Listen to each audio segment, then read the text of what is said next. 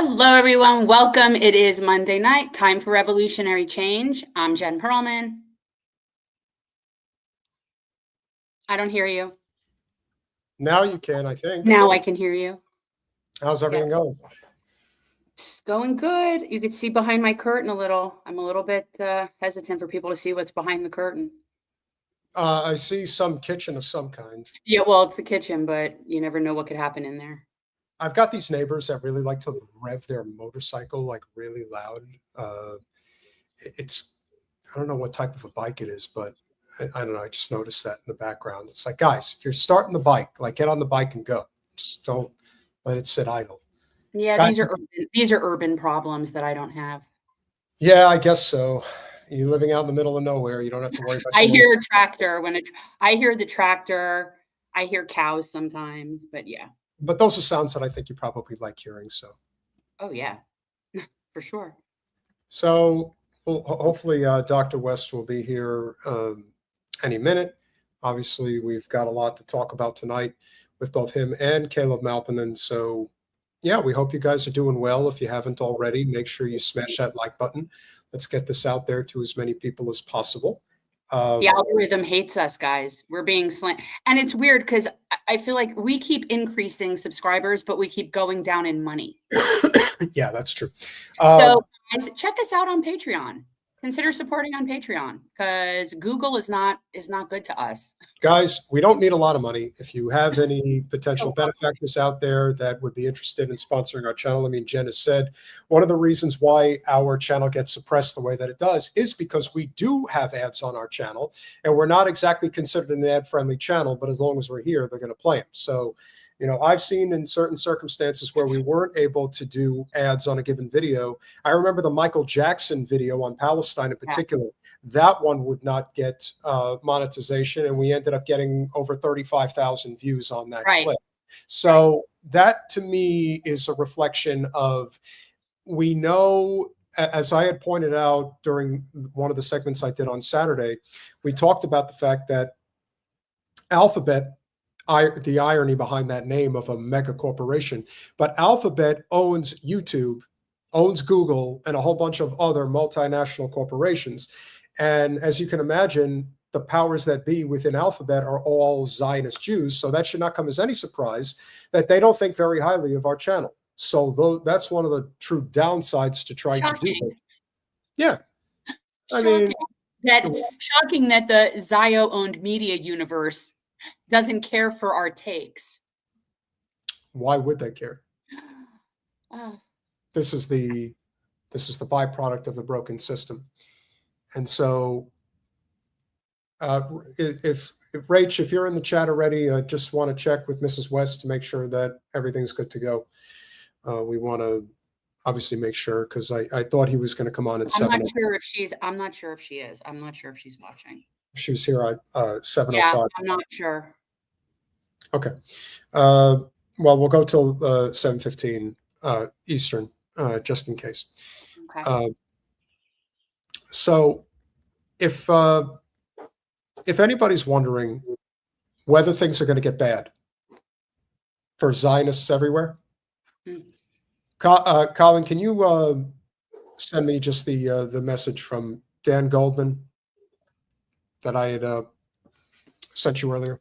This isn't Zio Hunter, is it? No. Okay. Well, I mean, I guess technically it would be. But, I mean, but you have a Zio Hunter for later. Yeah, no, you had it, Colin. You had it. Go back.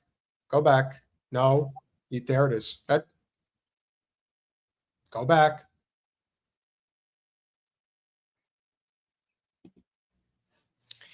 New York City coffee shop bans pro-Israel politician in nasty post despite promise to treat all customers with unconditional dignity. I don't know. I mean, ask the Zionists how they feel about unconditional dignity for everyone who isn't chosen. I don't know. Wait, let's have a media literacy moment, right? So, of course, this is the New York Post, right? Yes. Okay, so take this for whatever that's worth. But coffee shop bans pro-Israel politician, not pro-genocide. You see how they do that? Because if I were writing it, I would say New York City coffee shop bans pro-genocide politician. despite their promise to treat all customers with unconditional dignity. And then I would add, P.S., Zio-Nazis do not deserve dignity.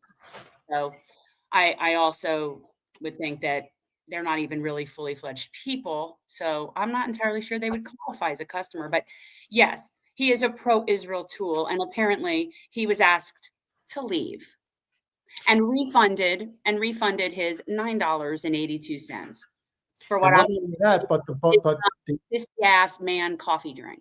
Well, not only that, but the owner of the shop said specifically, we don't want genocide enablers in our place. That is the exact language he used, and I don't blame him for using it. I think it's very appropriate. And Dan Goldman, of all the people that doesn't deserve any grace, the fact, and let's be very clear here, Dan Goldman is again, it's like Schlossberg, running for Congress. It's like, do you guys not have anything, you rich sons of bitches, you Nepo baby Zionist sons of bitches? Like, do you not have anything better to do with your life? What in the hell do you want to do? Why would you want to be in public service? Do we know which coffee shop this is so we can promote it? Yes, it's, what is the name of the coffee shop? I only see an awning that literally just says coffee, so I don't see what it is. Let's see what we're talking about here, guys. A crunchy coffee shop. Poetica Coffee on Larmer Street in Brooklyn. All right, guys, go to Poetica Coffee in Brooklyn, Larmer Street. If you're anywhere in the vicinity, show them love. Hey, Congressman Dan Goldman, we see that you stopped by our shop today for a coffee. Do you see how it doesn't taste like genocide juice? Or like they're not around. Like that's pretty serious stuff. Good. I think that what this shows to me is that a lot of these shops, are realizing that they're getting just as much, if not more, support for taking this stand as they are getting blacklisted for it. I think we're finally at the point where that has shifted. And so the risk is almost equalized. That's what it seems like to me. I think in the past, a lot of people were concerned, like they would have been about, guys like Einhorn and now Goldman and many others, where they would use the power of the Israel lobby to basically come after these people, basically tell them that we're going to ruin your life, we're going to do this, we're going to do that. And all the while, they realize that it's not worth it. Like, even if you are to attempt to ruin our lives, which obviously they've been known to do, it wouldn't make any difference in their mind if they knew that the way that they had to live with themselves is aiding and abetting a genocide, or just the whole concept of their culture. And so by that measure, their attitude is, all right, hit me with your best shot. Well, yeah, and this is true what Kenman is saying. There are definitely brands, products, and people that are being hyped up and supported because of their anti-genocide stance. So that's my point. I think it might not be equal yet, but it's getting close where it's turning. Yeah, I agree. And I think that this is just a lesson that a lot of people are going to need to learn, and they're going to learn it the hard way. Colin, if you could grab that other tweet from John Cooper. And for those who don't know this, John Cooper, not John Cougar Mellencamp. No. Well, I was going to go into the whole diatribe about how he actually switched his name back to Mellencamp because of the whole, contract debacle, and yeah. John Cougar, John Mellencamp, John Cougar Mellencamp. They all go through that. Well, so, I think we're talking about Mellencamp than whoever this douche canoe is. Well, here's the thing. John Cooper is he's what you would call a part of the consultant class. Butler, the whole thing within the Democratic Party. And by saying, imagine Trump being invited to join a photo like this, who cares? Why do you think that this is a flex? It's not. It's not. And of course, so right there, you've got a batting 500 on sexual assault perpetrators in that picture. That's something we actually know about. I mean, again, there are so many. Right, as to far we know. Well, in terms of most politicians, again, this is the thing, and this is the thing that, whether it's whether it's any of the people we've met over the years, whether it's any of the people that we have broken bread with that are on the same page, that are not on the same page, it goes without saying that the whole concept of decorum politics, to feel good about yourself because, oh, look, the Democrat and the Republican are getting along, they're being friends. Like, how that can compute with anybody at this point. And like I said, I don't want to just specifically single out John Cooper, but he happens to be somebody who lives in a very nice area of Long Island.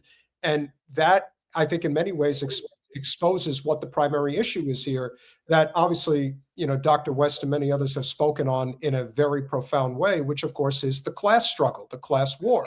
That is the fight. So if you think that there's anything to brag about regarding our commanders in chiefs over the last several decades, no, there isn't, because they've contributed to the downfall of where we are now, which is, and this is going to be very fun to talk about with Dr. West, are we in a revolutionary moment now?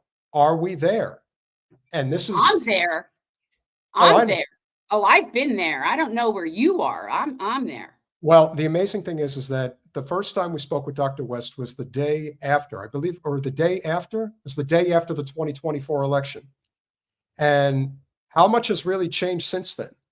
Have we ended up exactly where we thought that we would be? But he is one of the truly great thought leaders of our time. He's somebody that Jen and I revere very, very much. And the senator for Vermont should always be thankful for everything that he ever did for him, as far as I'm concerned.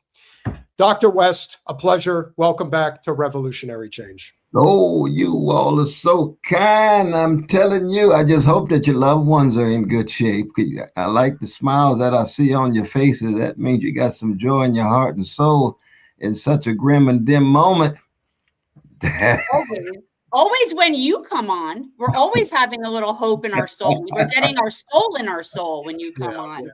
Well, no, you all got a whole lot of hope that you have honed out over the years. Even though you're young, you've been at it in an intense way, in high quality manner. And it's always a blessing to be here with you, Del. Very much so. Thank you. Dr. West, you have obviously been at the forefront of a lot of sea change in this country for quite a number of years. What do you currently see is happening? Jen and I are both of the mind that we are headed for some type of a revolution. It is obvious that the accelerant has been Trump in conjunction with Israel's ungodly actions, and that's putting it nicely. How do you see the trajectory of where our country's going right now? Well, it's hard to predict, though, brother. I mean, there's certainly been a massive counter revolution that's been at work with the fascists in the driver's seat. There's no doubt about that. The irony is that it's been an attack on neoliberal rule, as if that neoliberal rule has been leftist rule. So it's no accident in public discourse when people talk about the left, or when Trump talks about radical socialist or radical left, he's talking about the Democratic Party, and we know that's a joke. It couldn't be more than false. But I mean, Trump himself specializes in mendacity, tied to cruelty, tied to a whole host of other things that we'll be talking about, I'm sure. So in this moment of overwhelming counter-revolution, does that make it a revolutionary moment? I would say we'd have to really stretch what we mean by a revolutionary moment. It's certainly a moment where lies are being revealed, lies linked to neoliberal rule, lies linked to imperial policy around the world, be it in the Middle East or other places. But do we have a left that's strong enough, or the strong enough infrastructure, strong enough institutional presence in the country to engage in the kind of revolutionary change that the country really needs? Trotsky used to say that America is the one country that probably needs a revolution more than others, but it's not capable of a revolution because its working class is not organized enough. It's divided by race, divided by gender, divided by region, and at that time it was thoroughly divided by religion. So, and he was speaking from Mexico, right before he was murdered by Stalin's gangsters. But Trotsky does have a point. That is to say that when you have a weak, organized working class, because class struggle is still at the center of this thing, And if you don't have an organized working class with a vision that can actually bring and sustain a multiracial unity to bring a massive, not just a critique and condemnation, but power and pressure to bear against a greedy, oligarchic, and monopolistic ruling class that's been on steroids for the last 40 years in terms of its greed, then it's hard to think that we're at a revolutionary moment. But I'd like to hear you all's analysis and what you think in terms of whether you think it's a revolutionary moment. The way I look at this is that we don't have a strong enough left. Politically, there is no left. But I mean, even just like an uprising left, I feel like it's very fractured and it is not organized enough. But what we're seeing now because of Trump, it's almost like we're gaining support of the populist right. And, you know, when more and more people are realizing that this is a class issue, then it appears that the revolution is not necessarily coming from the left, but it might be properly coming from the bottom. And maybe that's what that's what we need to happen. I mean, one of the biggest problems with the left is they alienate other working people from their movement. And that, I think, is one of the biggest problems on the left. I would agree.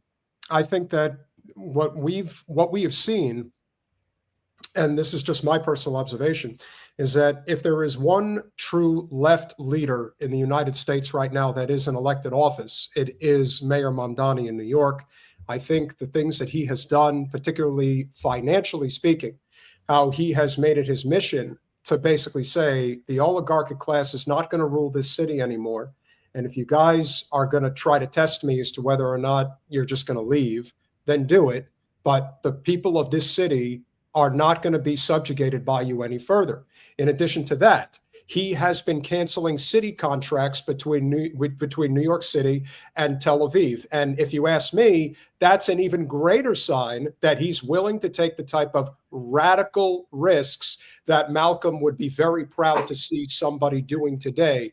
Because if you're not willing to be hated or not willing to be an enemy, then you're not going to make any change. It's when the powers that be get upset and have to put out messages about people, this person's dangerous, this and that, that's when you know you're having an impact. And to me, that's one of the reasons why I don't care who's doing it. If you're willing to say what needs to be said in this moment, even if it's somebody like Tucker Carlson, so be it.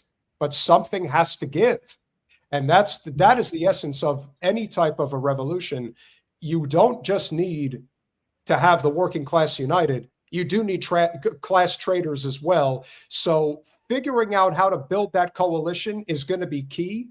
But in my opinion, the thing that I've been noticing that perhaps you've been noticing as well, the disenchantment, the disillusionment of the two-party system, it's now becoming real where people are like, I may vote for a candidate that is within the two-party system, but I sure as heck am not supporting these two parties anymore. That's done. So in that respect, I think we're heading in the right direction. No, I think you both have strong points to make, and I do accept them. I mean, 2 points. One, you've already had a majority of fellow citizens who have completely withdrawn from participating in the political system. So that when you talk about disenchantment and frustration of the massive corruption of the duopoly, you already had that manifest in 52% of fellow citizens just not participating at all. And it won't budge. It won't budge. So anytime you're ever talking about elected officials or you're talking about citizens who participate, you're not even talking about majority of citizens in an empire that's unraveling.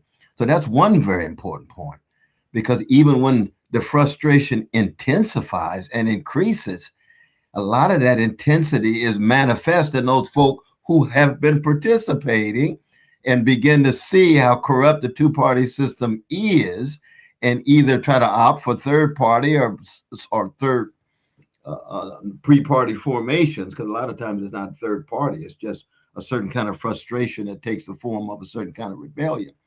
But the second point I would make, though, is very important to always draw a distinction between revolution, which requires high level of organization over time and space, with rebellion. And rebellion here is very important.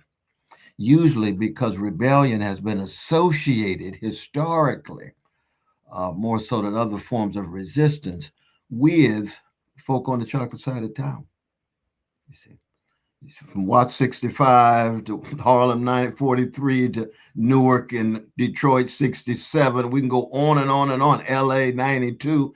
So those were not revolutions, those were rebellions from below, mainly from people outside of the two-party system who had given up a long time ago.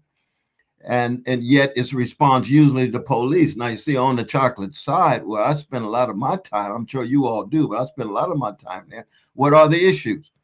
Police. Well, when you look at Mamdani, what does his police commissioner look like? Well, it's the same sister in place that was in place before under the gangster Adams, the black gangster. You see, so that's a major issue. What's the other issue? Poverty. Well, he can't do a whole lot about poverty, but at least he makes certain references to it in a way in which the neoliberals have not. But police is very important. And if you got the same police commissioner in place, when he went to see Trump, what was the first thing Trump said to Mamdani?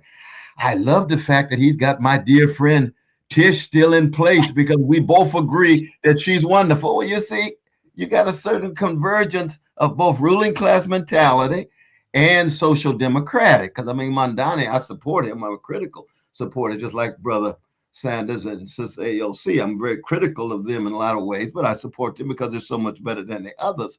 Correct. But when you're really talking about revolution in a substantive way on the chocolate sides of town, you're really talking about poverty and police.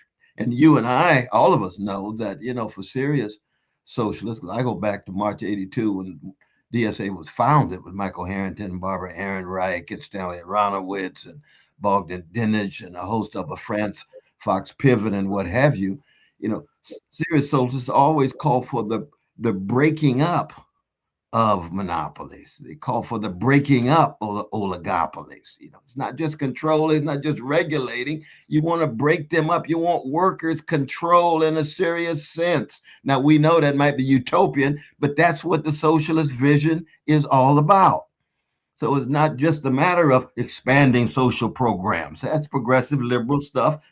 Good. Kindergarten, fine. Buses running fast, wonderful, but that ain't socialist. That's good social programs that come out of some of the crumbs that's left when the ruling class exhausts so much of its resources in terms of the wealth produced by working people. And so in that sense, I would agree with you. I think New York City and maybe now Washington, D.C., and who knows, maybe L.A. and other cities become very important places to keep track of. But we also have to keep in mind that there's not going to be a multiracial unity among the working class if you don't come to terms with the police and the police murder and brutality, or issues of poverty that sit at the very center of so much of the lives of 30% of Black and brown children, and almost 20-some% of children, and working children, poor children as a whole. So those are some of the issues that I think we want to continually wrestle with. And I think the Mamdani and the others are going to have to hit these issues even more intensely and strongly in the near future. I'm glad you brought that up, because I have been working on Peter for quite some time on this issue. I started a series a while back called Mission Abolition. And I am very firm in the belief that there cannot be a revolution without abolition. I believe that those two things have to kind of happen. Like that is part of it. And there's no way to reform that. That to me is the equivalent of what you're saying in terms of social programs. And okay, those are all nice. That's really great. Like, yeah, you could go give the cops body cams. That's not solving the problem. No. So it's like, to me, and you know, obviously you could confirm this, abolition is the key in how we handle all of this, because that's the boot of the oppressor. That's the whole point. Yes, but you also have to remember that you have to also meet a lot of people where they are. As much as it pains people to have to come to this realization, especially for you, Dr. West, being in Southern California, you know, the people that live in the hills, you know, what has always been their top priority? Comfort. And not only is comfort their top priority, but they vote, and they vote with their feet and they vote with their wallets. And so understanding the downside, the true downside of capitalism is the concentration of power and wealth, not just amongst the elites, but amongst the voting population, the people that get out there. Like you said, over half the population is completely disillusioned with the electoral process. And I'm willing to bet that the concentration of that voting demographic falls on the side of the working class almost universally. And so as a result, trying to find any type of a positive is not easy right now. You brought up an excellent point about Mamdani. I do believe his greatest failure is keeping Tish on as the police commissioner, which of course is a direct tie to the state of Israel. However, I do want to play this very quick clip from over the weekend when he's obviously been out there campaigning for Brad Lander to get Dan Goldman, who's one of the biggest, obviously richest and pro-Israel congressman in the United States. This is what he had to say, and I think it's actually pretty impactful what he was saying. And we need that because, as Gramsci once wrote, the old world is dying and the new world struggles to be born. Now is the time of monsters. These monsters take many forms today. In those who fund television ads that blanket the airwaves with misleading and bad faith attacks about Claire, Brad, and Dari. Those who would rather spend far more on political contributions than they would ever be made to pay in taxes. In AIPAC, for whom the only thing more frightening than democracy being allowed to run its course is an end to genocide and Netanyahu's wars.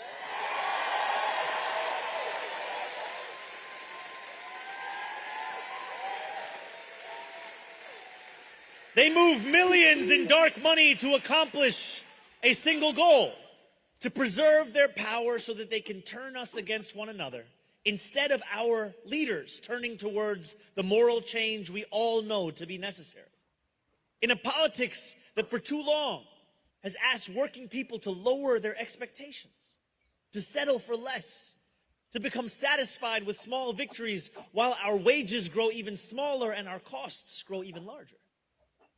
To resign ourselves to resignation, to accept the unacceptable. In the wealthiest city, in the wealthiest country in the history of the world, we need not live in fear of monsters any longer.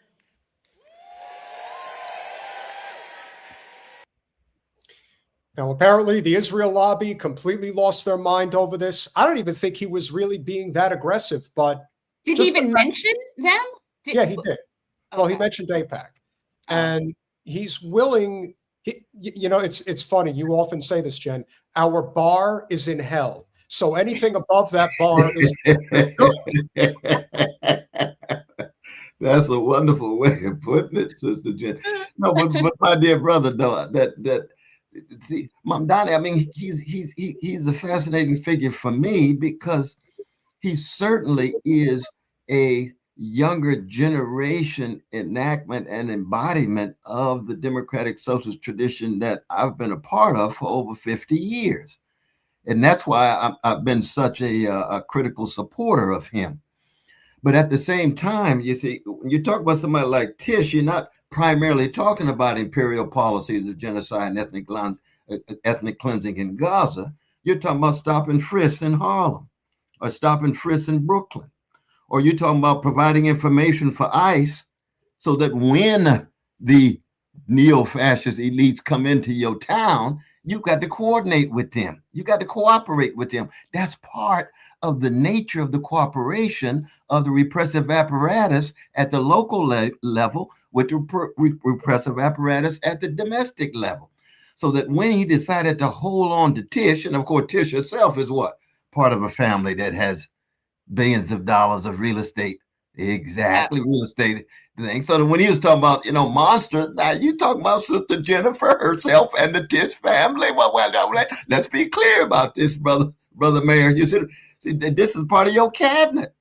Now he would come back and say, well, Brother West, as a pragmatist and as a practicalist, this is the way I rule, and I have to be able to have some connection. I'm still part of a Democratic Party, a party itself that is thoroughly subordinate to the same policies in Gaza that he himself is very critical of, but he's still part of that party. He's just part of the progressive wing of it, like Bernie and AOC and others. And I say, well, I mean, I think Democratic Party is beyond redemption. Well, that puts me way outside, but I think I'm telling the truth. It's not just a question of who's outside and inside. If the truth is that the Democratic Party will never be the institutional vehicle for the empowerment of poor and working people, no matter what color they are, or colonized people, then we have to be critical of that. That doesn't mean certain individuals in that party are not, good people and progressives and so forth, but the party itself as an institution. Well, Mamdani hasn't reached that point. Oh, no way. No way. I don't think he will. But who knows? I mean, you never know what the future will be. But look at it this way. You see, when I hear my dear brother Mamdani say in an inaugural address that this is a city of immigrants, that just erases indigenous peoples and black people. See, I have no patience for that. I really don't. I had that at Harvard College in the 1970s with dear brother Oscar Hanlon in his book, The Uprooted of 1951, when he would stand up and say, America is a nation of immigrants.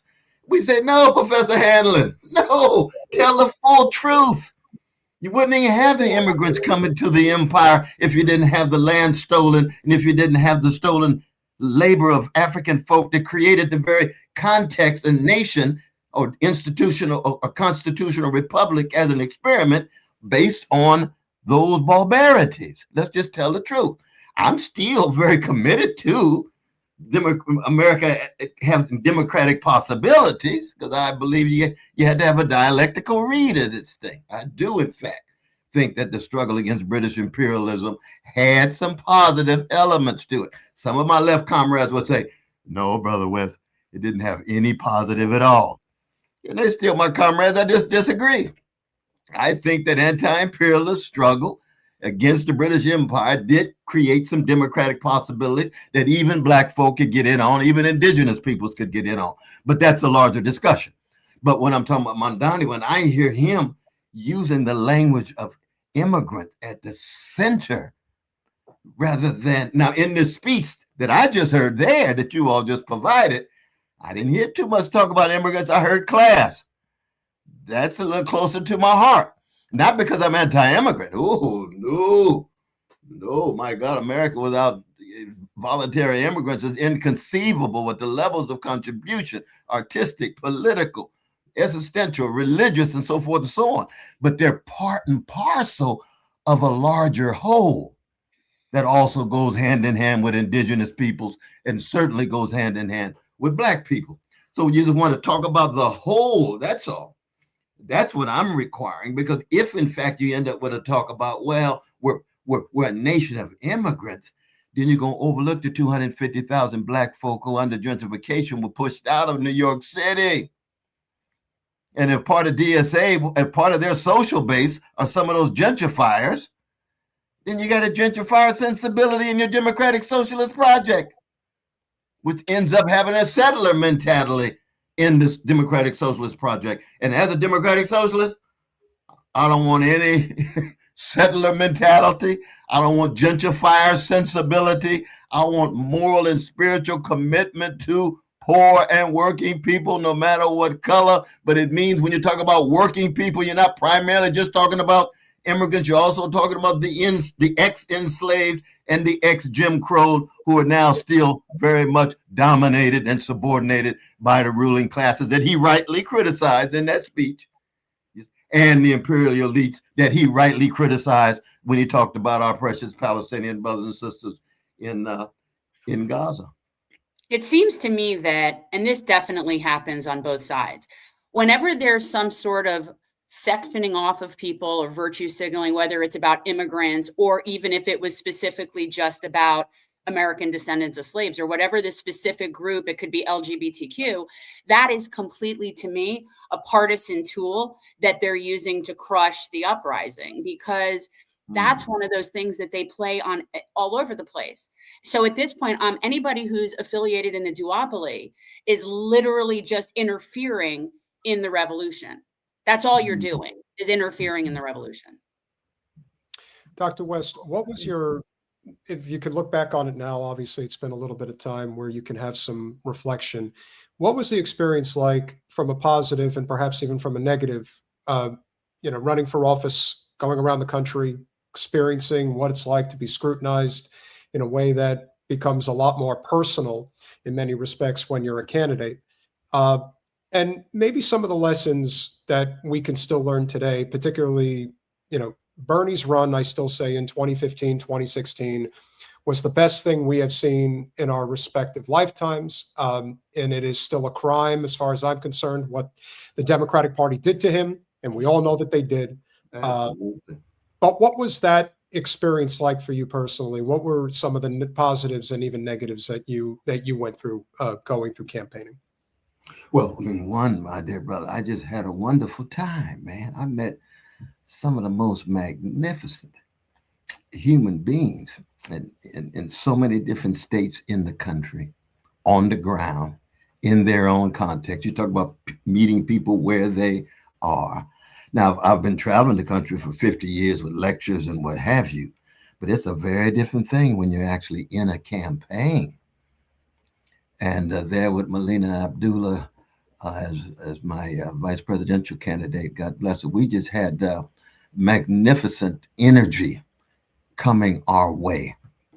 At the same time, though, it was clear that the level of just sheer corruption and spiritual decrepitude of the Democratic Party and then the Republican Party, we had no expectations of. We know it's got fascists in the driver's seat, so you don't expect too much. But Democratic Party would spend almost $20 million to keep us off the ballot. So we had so many people who would come up to us and say, my God, we want to support and vote, but we have to write you in. And we did have 26 state write-in, the largest write-in campaign in the history of the country, with Kiana, who's campaign manager, doing such a magnificent job out of Ohio. But we were able to only get on 16 states because we battled North Carolina. We just won that case. Thank God to Brother Oliver. He's the same lawyer who was with our dear brother Ralph Nader way back 20-some years ago. And right now we're at the Pennsylvania Supreme Court trying to open up third-party possibilities there because we were also sued there. When you get sued, they come out with big money. We didn't have hardly any money at all. So our backs are really pushed against the wall. So it was a twofold experience, though. On the one hand, magnificent interaction with people who are hungry and thirsty for more than just neoliberal versus neo-fascist. And at the same time, the sheer corruption and the power of not just, though, the Democratic Party, but their journalistic comrades. It was very difficult to get a sustained hearing. Every once in a while, we might get a mainstream media open, but it's very difficult to get a sustained hearing. So you could just see, the level of corruption, of complicity, of outright capitulation to the framework of the powers that be. But of course, all of our voices are just some voices alongside other voices, figures among other figures. And the good news is that we're still out here fighting. We're still swinging. Well, if there is anybody who's running for office right now that I believe we all should be supporting, it's Kshama Sawant, who is running for Congress in Washington's 9th District as an independent. And I think she has not only a really good chance of winning, but the congressman that she is running against, Adam Smith, has been there for a generation. He is as corporate and as pro-Israel as it can get. There's not a lot of races out there, but do you still maintain a dialogue with Kshama? Oh, indeed. We've got pictures together and my support of her and so forth. She and I go way back. She comes out of Socialist Alternative and so forth. So we haven't always, seen eye to eye, but I have great respect for my dear sister, and her voice is a very, very important one. And as I said, it's just maybe a couple of months ago, we were on social media together, showing that kind of solidarity. But I do hear what you're saying, and we do have to deal with, certain folk within the Democratic Party. There's no doubt about that. It's just that the critique of the corrupt duopoly always has to go hand in hand with our connection with any individuals. I've been very, very reluctant to endorse any Democrats. But I've always let them know that I prefer them over certain other Democrats, neoliberal, moderate, corporate Democrats tied to imperial policies in Gaza and what have you. But in the end, let me just say this, that whether left, center, or right, there are still spiritual and moral issues of character, of integrity, of truth-telling, of honesty. These are very important, you see. And, you know, I've been involved in a lot of this controversy recently around Iran because I have no reluctance to bring critique to bear on the repressive regime in Iran. That doesn't, people say, oh, you must be in love with Mossad. No, quit lying. Oh, you must be tied to the State Department talking pads. Quit lying. I'm concerned about working and poor people dealing with repression and dealing with domination wherever they are. I'm against the immoral war and the illegal war that the U.S. imperial entity engaged in with the invasion and so forth, you see. I'm against, of course, the genocide in Gaza and so forth. I acknowledge the degree to which the repressive regime in Iran was willing to provide support for the Palestinian resistance. I understand that. The Soviet Union did the same thing for Mandela, and we had talks with Mandela. And I still had critiques of domination and repression within the Soviet Union. It could be Jews in the Soviet Union. It could be workers in the Soviet Union. It could be dissenting voices in the Soviet Union. I'm in solidarity with those folk critiquing Soviet domination, and I support the Soviet Union providing resources to support the struggle against apartheid. And so we just had to be morally consistent in some sense, and it's very, very difficult to do that because you're going to get, trashed and vilified in a number of different ways. But I mean, I'm used to that. But I do think that issues of character is very important.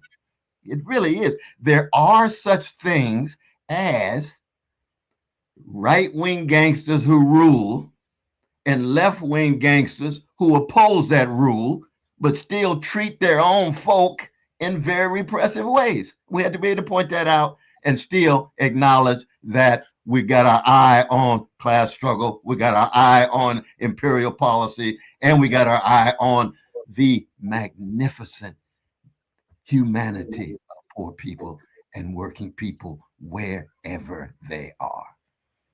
The key, though, right, is that the oppressive systems of other regimes are not going to be fixed by the oppressive system of American That's right. empire. That's right. exactly So, right. Oh, you 120% right on that. Absolutely. Right. That's exactly right. I don't think this should come as any surprise because we wouldn't have expected anything less from Wasserman Schultz, but I assume that you probably have a pretty strong opinion about what she's doing right now, running in a predominantly people of color district in South Florida. And again, this isn't just any district. This is a very working class district that has suffered mightily under her congressional rule, even though she hasn't represented these communities directly, but her policies and influence on Capitol Hill cannot be denied. It goes without saying that I think too much of the country doesn't understand how serious of an issue it is when somebody, when people say, oh, you want somebody of color to be representing community of color. Well, here's the thing. In this case, you're talking about a person who not only has been in favor of policies that absolutely is to the detriment of these communities, but she hates these people. It's obvious that she does, that she has to go out and campaign with them. And at the same time, I find that there, and you were just alluding to this, that there are people within those communities that in many cases, and maybe this is just a reflection of capitalism, that they sort of aid and abet this monstrosity of a system by supporting somebody like her. Now, I don't know if it's going to work this time. We're hoping that it doesn't. We'll do our part to try to help.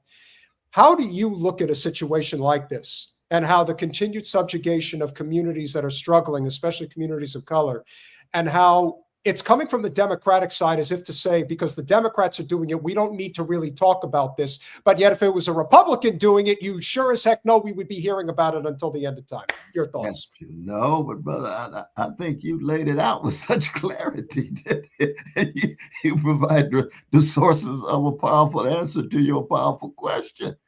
that there's a double standard here, and white supremacist sensibilities are white supremacist sensibilities. Wherever you find it, you bring critique to bear. I'd say the same thing about patriarchy. I'd say the same thing about homophobia. I'd say the same thing about transphobia. I'd say the same thing about any hatred against the people.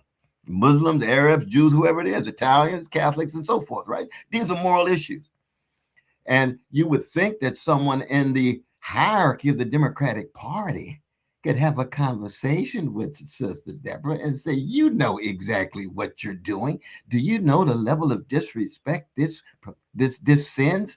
Do you know the level of disregard this sends? What is going on? Well, you don't have that because the Democratic Party does not have mechanisms of accountability in place when it comes to certain neoliberal elites like her. Wasn't she head of the Democratic Party committee for a good while? 5 years. 5 What's amazing years. is that she was the head of the DNC at the time, and I think it may still be. She was the longest running DNC chair that they've ever had. And if what went down didn't go down, Lord knows how many more years she would have been in that position. That's exactly right. And that just, it speaks for the worst of a neoliberal ruling class party that is so tied into various kinds of policies that have nothing to do with the empowerment of poor and working people. Nothing whatsoever. My greatest fear, as I'm sure Jen agrees, I'm sure you do too, that the Democratic Party is going to welcome every last one of the Zionist coalition into their party.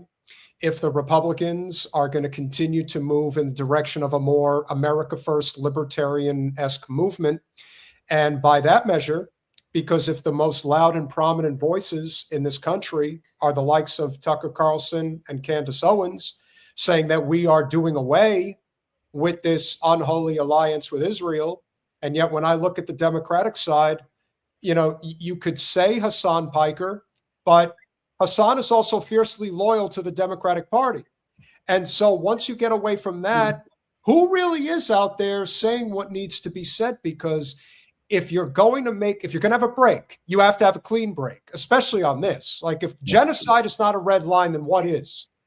Absolutely. Absolutely, though, brother. Jen? Are you asking me about my red line? I'm not sure where you're going. My red line was crossed like 20 something years ago when we're so far past that. I don't even, but I don't believe in borders and imaginary lines and all of that stuff that you like too. So, Well, I believe that I believe that culture matters. I do believe that there's many different things that different cultures have to offer. What I always find interesting is if you go to Southern California, especially in LA and San Diego County, people that will complain about Mexicans, and yet they love Mexican culture, their food. They shouldn't be allowed to have tacos. Anybody who has no tacos for them. Like, that's ridiculous. I can't stand people that crap on that and then they think they're entitled to good Mexican food.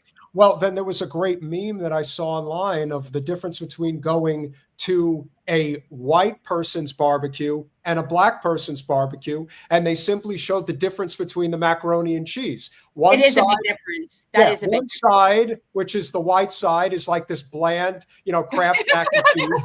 And then on the other side, the black family does like the breadcrumbs and the roasting, and it's gooey and crunchy, and it's delicious.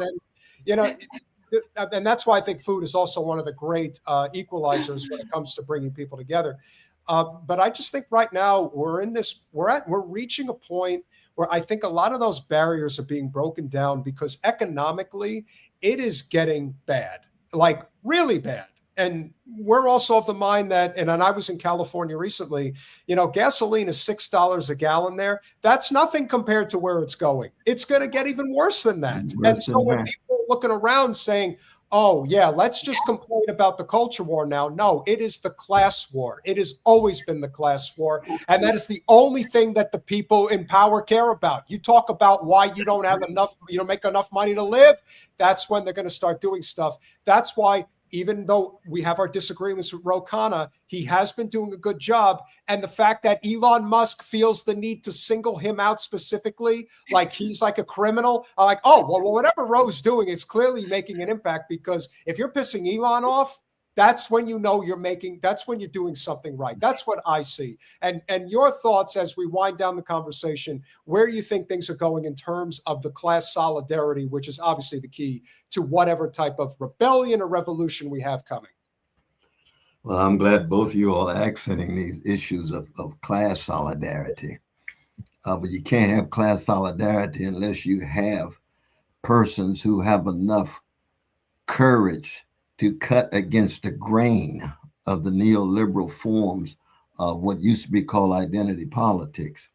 That doesn't mean that you don't have commitments to Black people and brown people and indigenous people and so forth, but you have a moral and a spiritual vision that takes you beyond simply the neoliberal expressions of those kinds of identities. I like what Brother Mamdani talked about when he invoked the great Antonio Gramsci. This is very important. Now Antonio Gramsci, in the prison notebooks, those notebooks were translated by the father of Pete Buttigieg, Joe Buttigieg, who was my very dear brother. He was from Malta. He was professor at Notre Dame, was one of the founders of Boundary 2, was one of the great left journals, along with Social Text and Socialist Review, when I was coming along, in the 20s. In my 20s and 30s. And Joseph Buttigieg would always highlight that interregnum, where the old was dying, the new not yet born. It actually goes back partly to Matthew Arnold too, but Gramsci accents that. And in such a moment, there's unpredictability. You just don't know.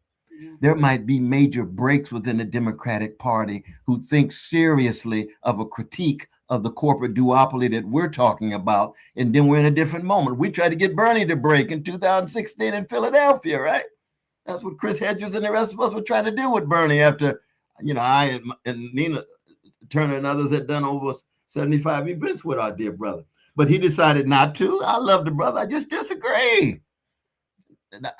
I couldn't see how they were going to treat him with respect. How do you go back to those folk, Bernie? Tell me. Well, he did. When he made his own decision and made his way within the Democratic Party, and we get the backlash, the neo-fascist backlash against the failure of neoliberal rule, but with a white supremacist public face. And that's where it becomes very important. It was very important for me to be with Bernie. Why? Because this is one of the few times one of the most progressive communities in the history of the American empire, which is the Black community, did not support the most progressive candidate running for president. Right. Well, see, this is a very crucial moment. What's going on, as Marvin Gaye would raise the question? How come we couldn't translate in the way in which we should, so that the class solidarity would embrace the most progressive community in the history of the country, which is Black folk who are what? Disproportionately working class, disproportionately poor, but never confining our concerns just to them. I'll start there, but I'll spill over for that class solidarity and even anti-imperial solidarity that cuts in a variety of different ways, I would say. So I just don't know. In the interim, we got a lot of surprises that's going to come our way. We really do. And one crucial variable to keep in mind is the rebellious possibilities of the Black masses. If we had another George Floyd Jr., it's a whole different moment. Amen. It's a whole different moment. And that's not revolutionary, it is rebellious. It has some revolutionary possibilities if the institutions were in place, infrastructure were in place, the right kind of leadership with moral character were in place. We don't have that. But that's one thing that we have not had up until now. Because in that situation, all of a sudden, we need a racial reckoning again. You remember all that dialogue that goes on every time a Black person is publicly lynched? Oh, we need a racial reckoning. And in the reckoning, where's the class solidarity? Not enough talk about it. Right. In the reckoning, where's the critique of U.S. imperial policy in Gaza and other places, Haiti and so forth? Not a lot of talk about it, but we know where people are has much to do with those police, that poverty, decrepit schools, unavailable child care, unavailable health care, ... So we just don't know. I don't think any of us can really project what's going to happen in the next 2, 4, 5, 8 years. The one thing I hope we can be convinced of is that we are going to be forces for truth and justice. In the language of John Coltrane, forces of good tied to a love supreme. We have to make decisions ourselves in our own lives in terms of the kind of human beings we choose to be in this particular moment of the interregnum as the American empire continues to unravel the new possibilities for poor and working people here and around the world begin to become manifest. Just don't know. Just don't know. You're one of our Thank you favorites. so much, Dr. West. It's so good to see. It always it does the heart good to see you. That's how it feels. It does the heart good. Yeah. Well, And you all reason so to believe. kind. That's what we need. And you are a testament to that. And if we're making you proud, then we're definitely doing something right. No, well, you all, the force was good. In fact, when I got the call, and my beloved wife Anahita says, "Now you know, honey, these two are special ones." I said, "Oh, I know, I know, it's true." Because I get a lot of calls, I can't respond to each and every one of them, but I remember you all, and she reminded me of both of you and Sister Jen and Brother Peter. I just say, just keep on holding up a bloodstained banner of truth and beauty, because we want to get the arts in here and the music and the culture. Yeah. Tied to class struggle, tied to anti-imperial solidarity, and tied to trying to lead the world just a little better than we found it before we go. Amen, my friend. Have a good one. Stay strong. Stay strong now.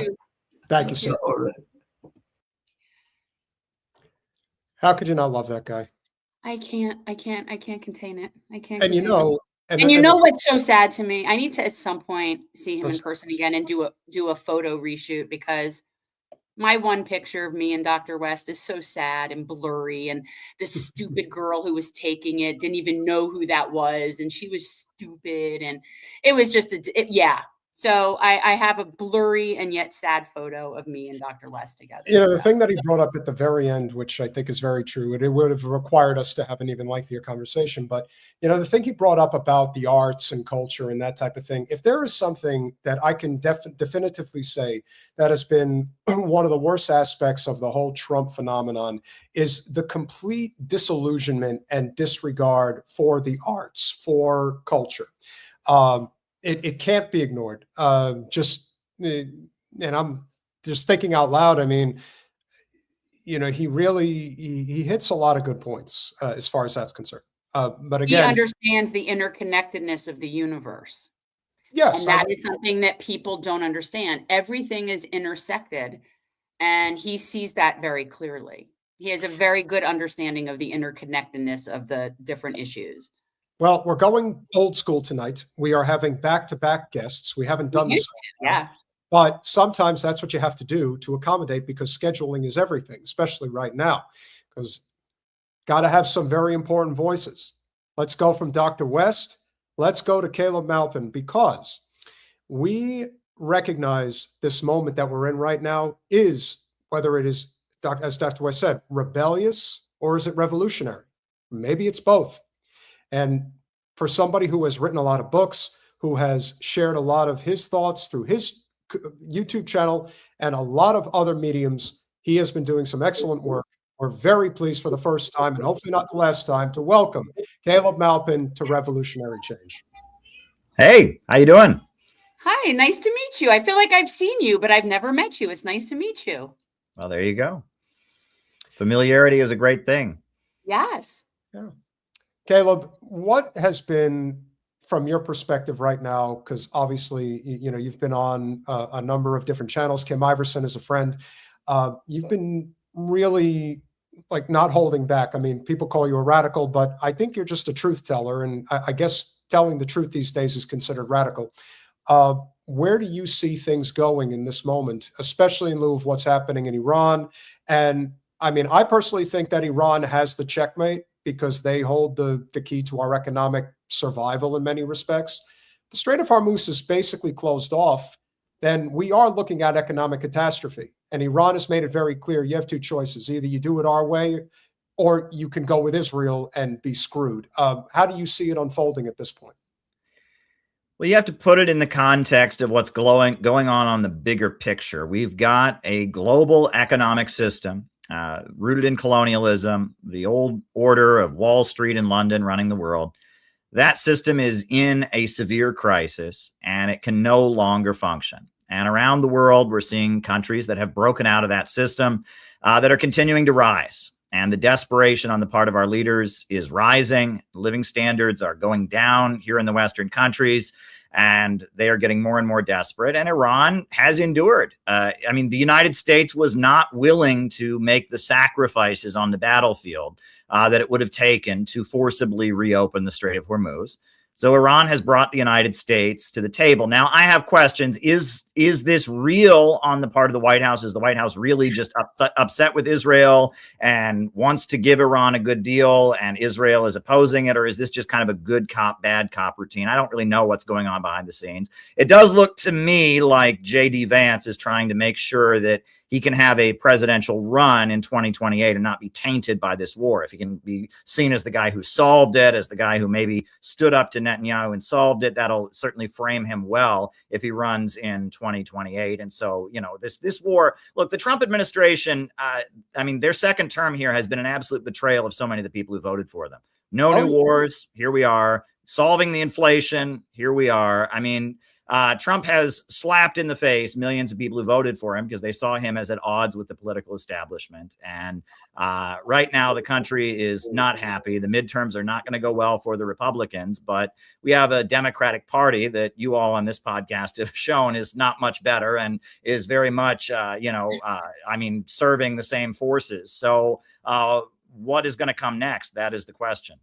Well, to me, that's one of the great fears. And we have been sounding the alarm that if you're really paying attention, with a few exceptions like Chris Rabe and maybe Brad Lander, there's a few of them out there, but in the grand scheme of things, the Democratic Party establishment has made it very clear to the Zionist entity, if you are rejected by the Republicans and their growing America First movement, you're more than welcome to come into our fold. We'll have you in a heartbeat. They are not hiding the fact that this is a shell game, and they don't care if it provokes some type of a revolution, because in their mind, they just don't think Americans have it in them to actually fight the government. They look at something like January 6th and think that that's what a revolution looks like. No, it isn't.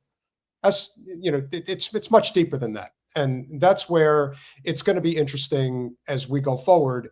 How much more can people be poked at before they say, I've had enough? Well, Jen and I are both of the mind that the economic pain in this country is going to get so much worse in the very near future. That's the big issue.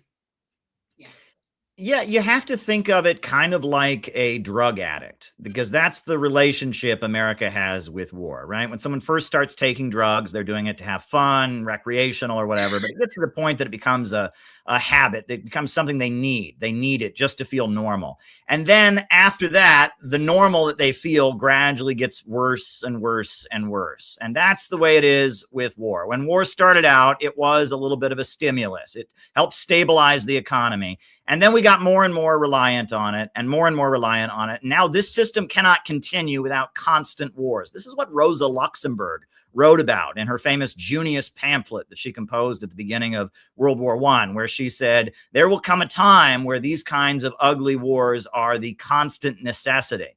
And she compared it to the fall of the Roman Empire. And that's the period that we're living in. And that fascism, the real scientific definition of fascism is trying to stabilize capitalism with degrowth methods, trying to destroy productive forces, create a slave labor underclass, and reboot the economy with degrowth. That's what fascism really is. Look, capitalism is the only system in history where abundance creates poverty. People become homeless because there are too many houses. People become hungry because there is too much food. Abundance creates poverty. In a rational society, if we had self-driving cars, that would be a great thing because the chore called driving would no longer be necessary.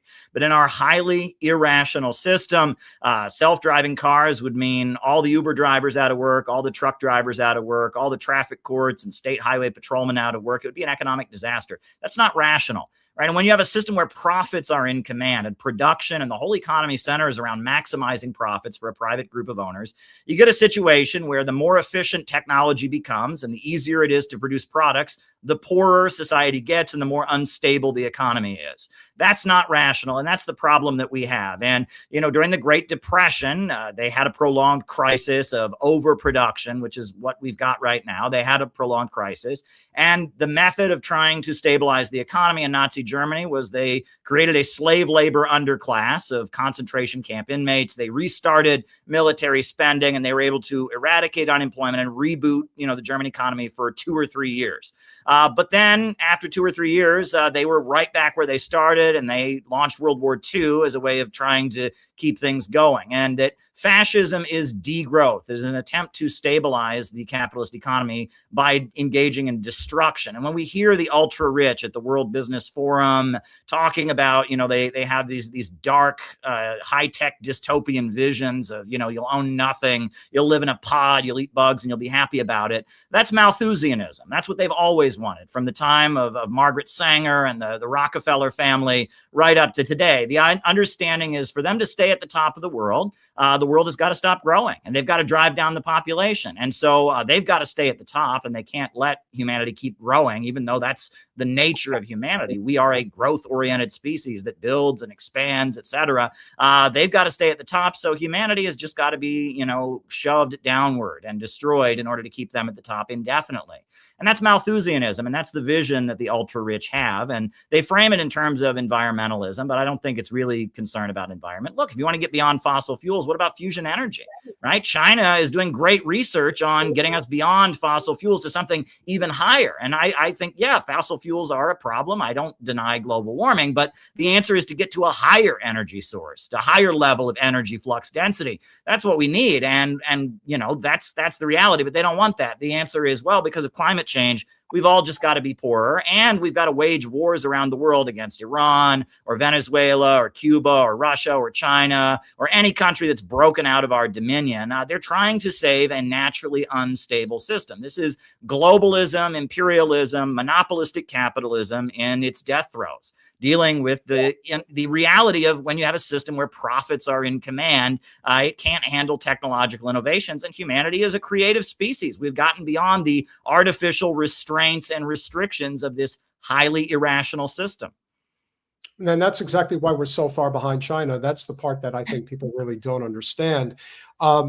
You look around right now, especially in light of the response that is being exhibited by everyone from all corners of the earth, particularly a lot of the citizenry here, when it comes to the genocide in Gaza, the continued attempted genocide in southern Lebanon, and now we're seeing what Iran is doing. And yet, at the same time, as I'm sure you know, many of you in the audience probably know as well, JNS held their conference in Jerusalem over the weekend, and this is the nonsense that Zio scum like Ayman Cohen had to say regarding what's the future of Israel hold right now. You might be surprised.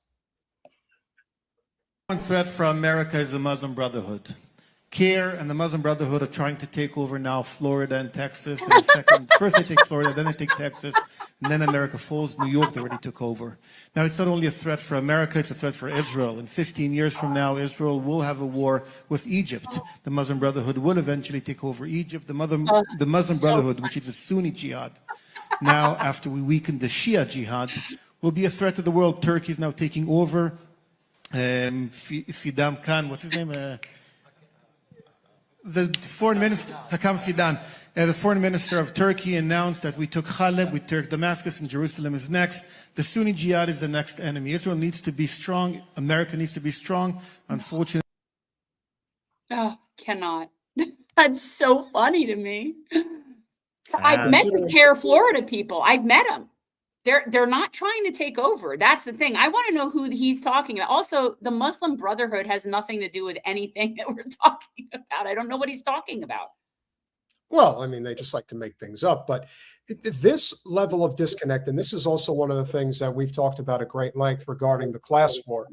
When you're talking about the average Zionist, especially when they're Jewish, they are coming from the highest rungs of society. Their disconnect to working people is not only profound in number, but their supremacist ideology truly makes them look at everybody else like, well, you're totally expendable as far as we're concerned. So even though it looks like we're in not good shape, we're still going to push forward with this nonsense. Your thoughts? Well, it's interesting. He's talking about the Muslim Brotherhood, and it is interesting. This does seem to be a difference between Democrats and Republicans. The Muslim Brotherhood was started in Egypt in the 1920s. In the 1950s, it became a vehicle for the United States to work against the president of Egypt, Abdel Nasser, who was like an Arab socialist. And the USA backed the Muslim Brotherhood to kind of work against the Arab socialist leader, Abdel Nasser. And the Muslim Brotherhood, I mean, it exists throughout the Middle East. It's kind of, they call them westernized Muslims, right? Their teaching is that that America is more Muslim than the Muslim world. The Muslim world needs to adopt the free market capitalist system, and that capitalism is fine as long as you are a good Muslim and donate to charity, etc. That's the Muslim Brotherhood current, and they have been friends of the liberal CIA. They were key in bringing down the Assad government in Syria. They were key in bringing down Gaddafi. However, Hamas started out as the Palestinian wing of the Muslim Brotherhood. And the Muslim Brotherhood tends to be on the side of the United States in pretty much every country in the world, except when it comes to Israel, Palestine. They are very anti-Israel because they're Muslims. And so meanwhile, Saudi Arabia has outlawed the Muslim Brotherhood. Saudi Arabia are Wahhabis. They're Sunni Muslims, but they're like the opposite interpretation. They, instead of wanting to modernize and be like the West, they're saying you want to go back to the 1400s. We want to go back to like a strict autocratic medieval kind of system. And it tends to be, I've noticed, Republicans, the Bush administration, Ronald Reagan, even up to Trump, they like Saudi Arabia. They want to sell weapons to Saudi Arabia. They like Saudi oil. Whereas it tends to be the liberals, the Obamas, the Clintons that like the Muslim Brotherhood. And, and that's kind of a divide. And every so often Trump will come out and say, oh, I want to ban the Muslim Brotherhood. Well, he's kind of, they're playing games. The USA has different allies and different proxies throughout the Middle East region. And I've noticed, the main funders of the Muslim Brotherhood wing of Islam at this point are Turkey and Qatar, right? Whereas Saudi Arabia is associated with Wahhabism. Obama's strategy in the Middle East, which has completely failed. I mean, it really escalated during the Obama administration. Trump tried it in his first term. The idea was to polarize the peoples of the Middle East, the Muslims of the Middle East, between Sunni and Shia. Iran is a Shia country. The majority of the Muslims in the Middle East are Sunnis, and you have the Sunni Wahhabis around Saudi Arabia, and you have the Sunni, the westernized Sunnis that are around the Muslim Brotherhood. And the idea was to play up the idea that Iran is trying to take over the Middle East and create a Shia crescent or a Shia empire. And so they were going to unify, the Sunni Muslims to fight Iran and divide the Sunni and Shia of the Middle East. And that was kind of the strategy. And part of, the war in Syria, the way the Obama administration pushed it, and the way the Muslim Brotherhood was key and all of that, that was kind of the strategy.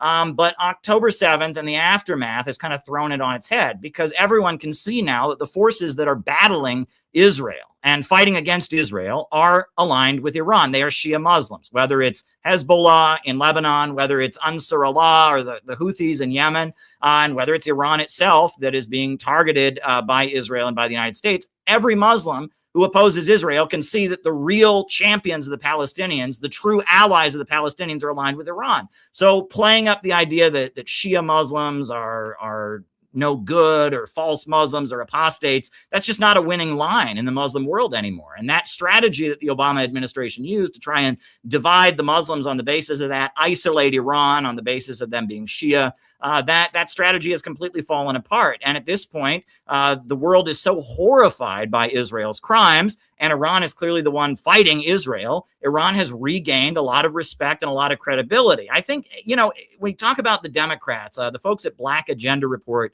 used to say they're not the lesser of two evil, they're the more effective evil, right? They're the more, yeah. And that Obama was smart about it. Their idea was, we're not just going to say all Muslims are terrorists and Israel is great. We're gonna give a bone. We'll negotiate with Iran and we'll court the Muslim Brotherhood as allies, and we'll kind of play this long-term manipulative game that was thought up in think tanks, right? This is the Council on Foreign Relations and the Asia Society, and they've dreamed up these kind of long-term schemes for ensuring the dominance of Wall Street all over the world. But a lot of the people among the rich and powerful, they just want to make money.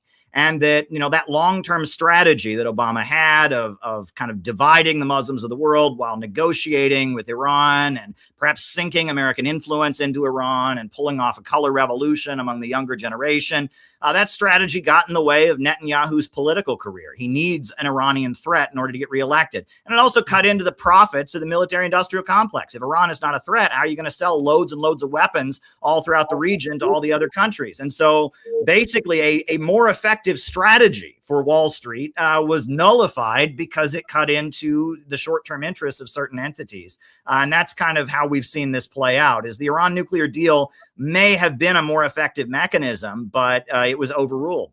Yeah. And at the end of the day, you hit it right on the head. If it's not profitable, and that's why war is so common, that's what it comes down to. And in many ways, if you're not fighting, you're not profiting. And of course, guys like this look at it as, well, we need the plebs to go out there and die for us so we can get richer. So we'll finish it out.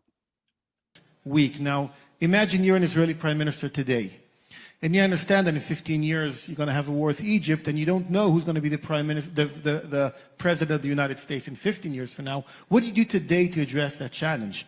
Even if it's an American one, the Muslim Brotherhood takes Texas and Florida, imagine where America can be. That's a threat not only to Israel, not to Western society, it's a threat to mankind. Well, no. The only threat to mankind is the state of Israel, because right now they are the one nation in the world that I believe that if push came to shove, and Lord knows they may be heading in that direction, that would actually drop a nuclear bomb if they needed to. So that to me has always been the Samson option. Of course, that's what it's called, would be of a great risk to all of us. And that's part of the reason why you see things like this. And then you see things like this with Colonel Kemp. This is so insane that, I mean, again, I think obviously the primary reason why people make statements like this is because they're looking for a paycheck. I understand that. But at the same time, when you talk like this, it just creates even greater fervor towards the Israel cause, which in some ways you can laugh at the statement, but then realize you're cultivating more support against Israel, which, let's face it, at this point, we need as much as we can get. I speak as a goy, a mere goy. The Jews were put on the face of the earth to be a light unto nations.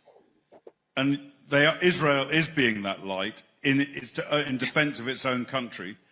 And I think most particularly, not just in military technology, but in the way in which those extraordinary men and women of the IDF have shown the world how to fight.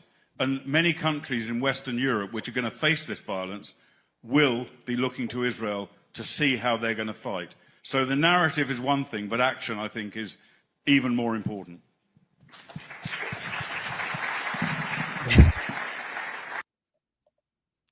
Good boy. You did your job. If anybody's looking at the IDF for direction, women, children who are unarmed. That's it. Pretty much everybody else, they run and hide like the cowards they are. Is this some type of humiliation ritual that so many of these potential, I guess, paid propagandists have to go through in order to display their loyalty for the Zionist cause? Is that what this is about? Well, look, he's speaking for the British elite, right? The British Empire created Zionism. Christian Zionism, invented by the British elite, predates Jewish Zionism. Before there was Theodor Herzl, there were British theologians writing about, oh, we need to send the Jews back to Palestine and set up a state because of the Bible and blah, blah, blah, blah, blah. And then Theodor Herzl came along and he realized that so many Jewish folks were becoming socialists and leftists, and that was a threat to the power structure, and that he feared that there would be unity between Jews and non-Jews among the working class of Europe. And so he came up with this political movement called Zionism, which was the notion that Jews can never assimilate into European society. They're just so different. They're just so special. They have to have their own state. And he pitched it to the wealthy British elite, including the Rothschilds, but not only the Rothschilds, many non-Jewish wealthy British bankers and imperialists. And he said, look, you've got Rhodesia to be your settler state in Southern Africa. You've got other settler states around the world. Why don't we Jews, will never fit in? Why don't we be the settler colony for you in the Middle East, and we'll defend your interests? And when the Balfour Declaration came down with the Sykes-Picot Agreement, et cetera, we saw the settlers in Palestine acting as agents of the British and protecting pipelines, et cetera. And then the Arab people revolted against them, and Britain sent its military in the 1930s to protect the settlers. And all of that then led to the creation of Israel in 1948. So I think that, he's pandering to that ideology when he uses those words. He says, I'm a mere goy. But he's speaking to what has been the interests of the globalist imperialist system for a long time.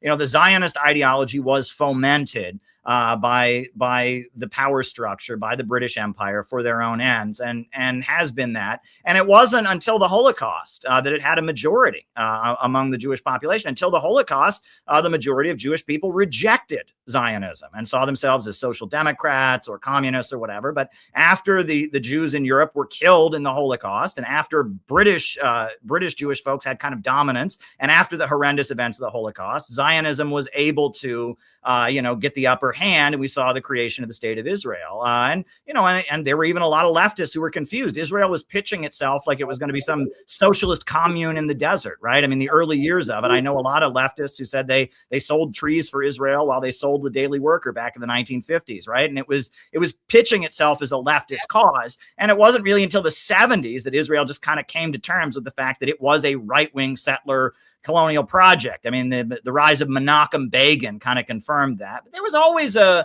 underlying kind of fascist current, right? The revisionist current, right? You had the mainstream Zionism of Theodor Herzl that was trying to be liberal and social democratic and sugar spice everything nice. But then you had the revisionist party that said, oh, what Hitler wants to do for the Germans and what Mussolini is doing for the Italians, that's what we want to do for the Jews. And, the forces that laid the basis for the Likud party, the right-wing Zionists, the revisionist party, and Oppenheimer and people like that were very open about the fact that they were a nationalist and supremacist group. They even carried out Irgun, which was their armed wing during the Second World War, carried out attacks against the British. They were hoping for a Nazi victory because they believed it would lead to all the Jews fleeing Europe and having to move to Palestine, right? And that there was a whole ugly history there. So this kind of thing is obscured. And if you just bring up any of this, people call you anti-Semitic, they call you a conspiracy theorist, but this is the reality. And that President Roosevelt, he was one of the biggest opponents of Zionism, and he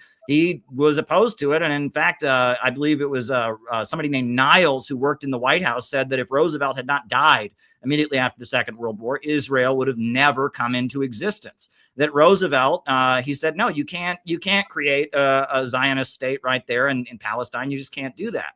And he died. And then it was Harry Truman who ultimately created Israel and was key in doing that. So President Roosevelt, he just said, look, I mean, that he saw that this was not going to be a successful project. And that's why the Holocaust Museum in Washington, D.C. is dedicated to defaming Roosevelt, right? Roosevelt convinced a reluctant U.S. public to send their sons to die in the Second World War. Roosevelt was loved by American Jews as an anti-fascist, as an anti-racist, as someone who fought for the working class and created Social Security and unemployment insurance. But the Holocaust Museum in Washington, D.C. is almost dedicated to tarnishing his memory, trying to make it look like he was somehow complicit in the Holocaust because he opposed the project of creating Israel. Roosevelt was anti-Israel. He was a friend of Jewish people. He actually, he appointed the Secretary of Treasury, Henry Morgenthau, et cetera. I mean, he was not an anti-Semite, but yet that's what is out there. And that's a big part of the Zionist narrative, is that Roosevelt was somehow this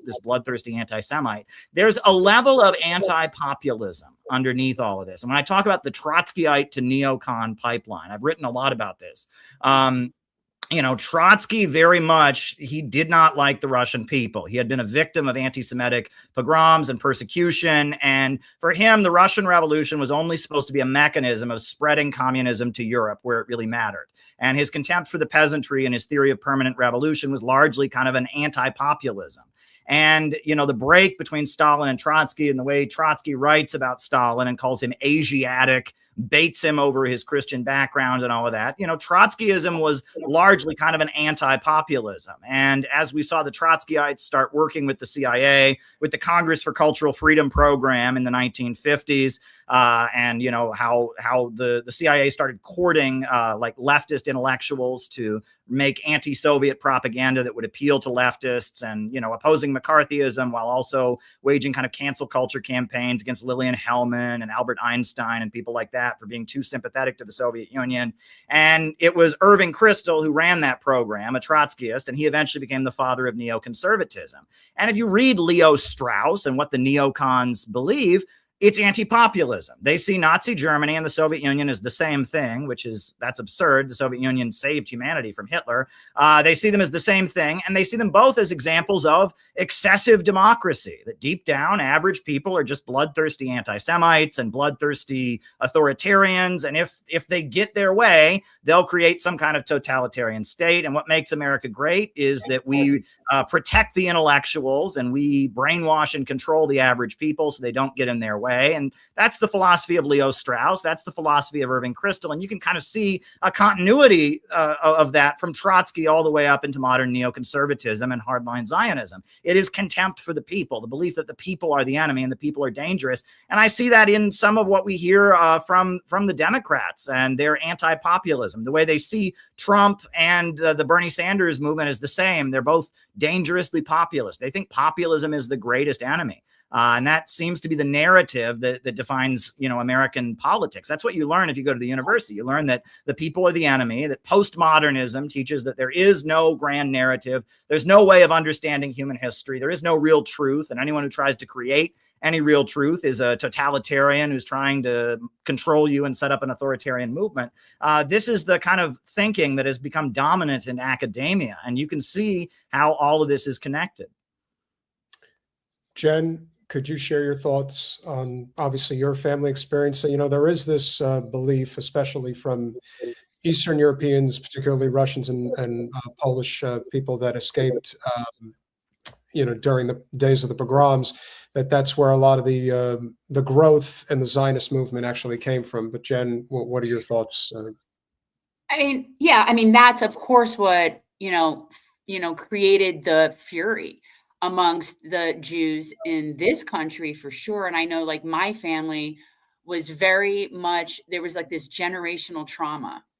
My grandparents, my great-grandparents, everything was about Israel because it wasn't a religious thing at all for them. That's what people need to understand. It was extremely secular.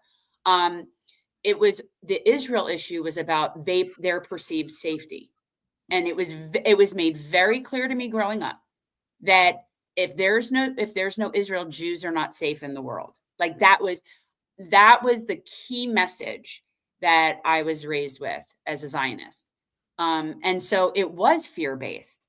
And since really understanding what's happened with this, like coming to the deconstruction of my Zionist upbringing, is this knowledge that Jewish people, especially working Jewish people, like my family, they're not Rothschilds, right? Like my people came over here with nothing and my great grandfather had like an apple cart, right? Like this is not, these people were used by the Zionists.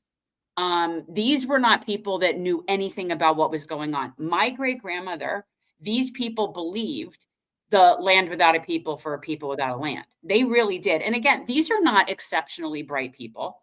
These were not educated people, right? So it was easy in a fear-based mentality to really go in and just take advantage. That's what I believe. And for the majority of the Jews that fell in line, it was not religious based. Caleb, if you could talk more about, obviously the name of your book is Trotsky and the Neoconservatives, the whole story. So the essence of the Trotskyism is essentially what led to neoconservatism. This whole, everywhere you turn is basically a war. Like we have to constantly be at war. And you see parallels between Trotsky and Netanyahu Milikowski, I would assume. Well, the thing is that wherever you go in the world, you find two types of people who become socialists or communists. You find two types. No matter where you go in the world, you're going to have what you call like a revolutionary intelligentsia, right? The young college kids who are, want to go out and fight the system and, the red flags and Les Miserables. Do you hear the people sing? And it's that kind of youthful rebellion. And you have that anywhere, right? Near the universities and major cities. You have this in the developing world. You have this in Europe. It's kind of the legacy of the French Revolution. But generally, when a country actually does have a revolution, you get a much broader movement, and that what the broad masses of people want is they want stability. And it's capitalism that has made their life unstable. They can't pay their bills. Society is falling apart. There's wars going on, and they want peace, land, and bread. They want society to become stable. And that radical middle class, they kind of long for chaos and instability, and they want to tear down every wall and behead every last king. And there's that kind of bloodlust of the middle class versus the wider interests of the population that just kind of want stability. And they have chaos already, and they want stability, and they're turning to socialism or a socialist or an anti-colonial movement to bring them stability. And that the brilliance of Lenin was that Lenin kind of brought a lot of these radical middle-class elements together and got them into a very disciplined organization that could then give voice to the broader sentiments of the population. And that's what led to the Russian Revolution. But after the death of Lenin, you had Stalin and Trotsky, who kind of represented these two different wings. Trotsky had spent most of his life in exile, in Vienna, in London, in New York City. He called New York City the foundry where the fate of mankind will be forged. And he was very much part of this radical middle class that wanted chaos. Whereas Stalin, there's a band that played at Woodstock called Country Joe and the Fish. Well, their name came from the fact that they were named after Stalin and Mao, right? Stalin was Country Joe because he grew up in the countryside, and Mao was the fish because he said the masses are the water and the revolutionaries are the fish. And Stalin was from a rural village in Georgia. He had been in seminary school learning to be a priest, and he dropped out. And he represented kind of this mass organizing aspect, and that he was the editor of Pravda, which was the daily newspaper that the Bolsheviks had, that was largely anonymous letters about factory conditions and workplace conditions. And he was the organizer of the kind of rank and file labor unionists and activists who made the Bolshevik Party, whereas Trotsky represented the kind of radical middle class intellectuals who were in exile. And then when the crisis came, they came back and led the revolution. And that Trotsky wanted permanent revolution. That's his theory that defined himself. Stalin said we can build socialism in one country, and Trotsky said we need permanent revolution. We need to spread the revolution all over the world. The Soviet Union should just be a temporary holdout to, march communism into Europe and have a giant bloodbath and destroy the whole Western system.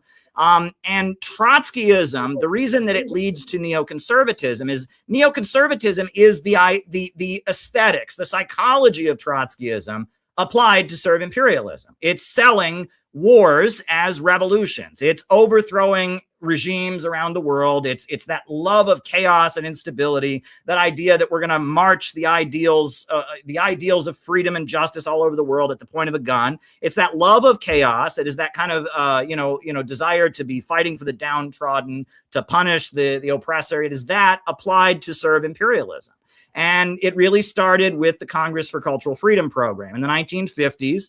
At Waldorf Hotel in New York City, the Soviet Union did a great thing. They had the Waldorf Peace Conference, and Albert Einstein and Shostakovich and Aaron Copland and all these great writers and intellectuals got up and spoke in support of the Soviet Union. And the CIA was furious. How can this be happening? It was McCarthyism at the time, but yet so many smart people were willing to get up and defend the USSR. And so they said, we need to find a way to get to the artists and the intellectuals and the writers who would become communists and get them on our side. And that's how they started the Congress for Cultural Freedom program.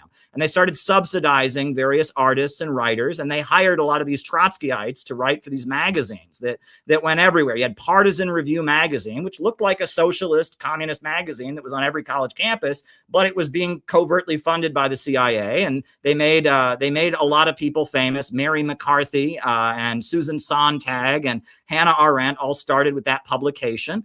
And that publication was a way of kind of inserting into radical and leftist circles an anti-Soviet message in a way that people could accept it, but at the same time changing what leftism entirely meant. For example, social realism is the school of art that Roosevelt and his administration promoted. In the Kansas State Capitol building, there's a beautiful painting of John Brown, the great abolitionist, anti-slavery fighter, and he's holding up his rifle in one hand. He's holding the Bible in his other hand. This is a social realist painting celebrating the movement to defeat slavery. And you have, the murals of Diego Rivera and others. Social realism was the leftist school of art that Roosevelt promoted, that the Soviet Union also promoted. Well, the CIA started funding abstract art to counter social realism, saying, well, social realism is totalitarian because it's promoting ideas. It's got strong, healthy people in it. So it's glorifying physical strength. And so we find Jackson Pollock, who just splatters paint on the canvas.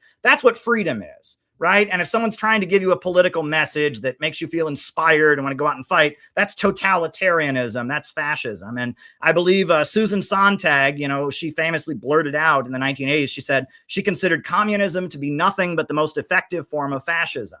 And you read her writings on fascinating fascism, where she's talking about photo displays of African tribes and how, they're fascist because they're glorifying strength and they're showing the community coming together. It's like they kind of changed what it meant to be a leftist. Leftism was no longer about celebrating the masses of people asserting their economic interests and fighting against the rich and powerful. Leftism became kind of about the isolated intellectual who feels persecuted by the mob, and about, the right of the nonconformist and kind of contempt for average people. And leftism becomes reinvented with the New Left. And then the New Left, the same people who create the New Left, like Irving Kristol and others, end up bringing in neoconservatism because they see the anti-Vietnam War movement as too pro-Soviet, as too pro-Ho Chi Minh, as too pro-communist, and they're threatened by it. And especially with the 1967 war, when the Black Panthers and a lot of the student radicals are opposing Israel and supporting the Palestinians, they can't have that. And so 1972, that election is kind of a turning point where Max Shachtman, who'd been a big leader of American Trotskyism, who'd eventually become a prominent Democrat, and he ultimately gave his support to Richard Nixon, because he thought the Democratic candidate was too soft on communism, not anti-Stalinist enough. And, DSA, the Socialist Party of America, collapsed into three factions. And one faction is called the Socialist Party USA. They run in elections. They're like pacifists. And then you had the people who started Democratic Socialists of America, Michael Harrington and others. And then you had one faction, Social Democrats USA, with Max Shachtman and others, that actually went to support the Republicans because they just wanted to be so pro-Israel and so anti-communist. And so that's kind of the trajectory there that we start to see. And there is kind of a continuity there. In that book, I described an experience that I had that I will never forget. I was sitting in a diner in New York City when I was a leftist activist, and I was sitting in the diner talking to somebody about politics, and this old man with a cane walked over to the table. And he said, "Are you guys leftists? Are you guys communists?" And I said, yeah, we are. And he said, well, my father, and he almost said it in this like whispering word, my father was a Trotskyist. And we just kind of laughed like, okay.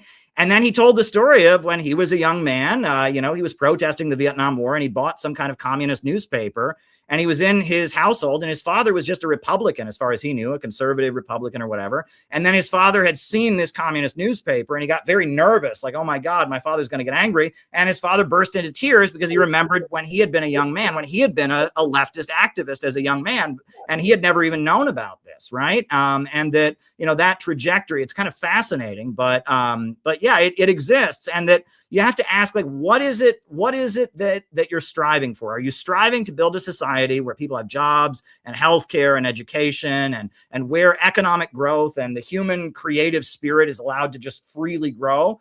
Or are we striving to create a society where we get revenge and we tear down every oppressor and, all of our anger comes out? And, what is it we're really going for? And I think that's the question that the book kind of gets into when I talk about Trotsky and the neoconservatives. What does it really mean to be a leftist? I mean, the terms come from the French Revolution. After they toppled the king, they created a national assembly. The more radical Jacobins sat on the left, the more conservative Girondists sat on the right, and the terms have caught on ever since. But what does it really mean to be left? What does it mean to be right? It's so much more confusing nowadays. And I think your podcast here, I've watched a number of your episodes, and you get that, right? What does it even mean to be left and right in our time? Yeah. Well, I think We're not. Yeah. We're not. Exactly. Mm-hmm. Well, people have no idea what they're talking about with that. I say it all the time. People don't even know what they mean. They don't know what liberal, conservative. They don't know what socialism, communism, Marxism. They don't know what these things really mean. They just say it. But our politics in this country doesn't have a left or right. We just have corporate. And then like a few smatterings of non-corporate people, but it's all the same. There is no left or right. I mean, the people here, like we're left. Like I feel left. I feel pretty accurately left. I'm almost back around to the right, but but it's not represented in any of our systems and in any of our politics. So that's why people have no concept of what is left. Right. And that's what I think. I think left is communism, right is authoritarianism. And we know that, right? Like we know that, but most people don't know that.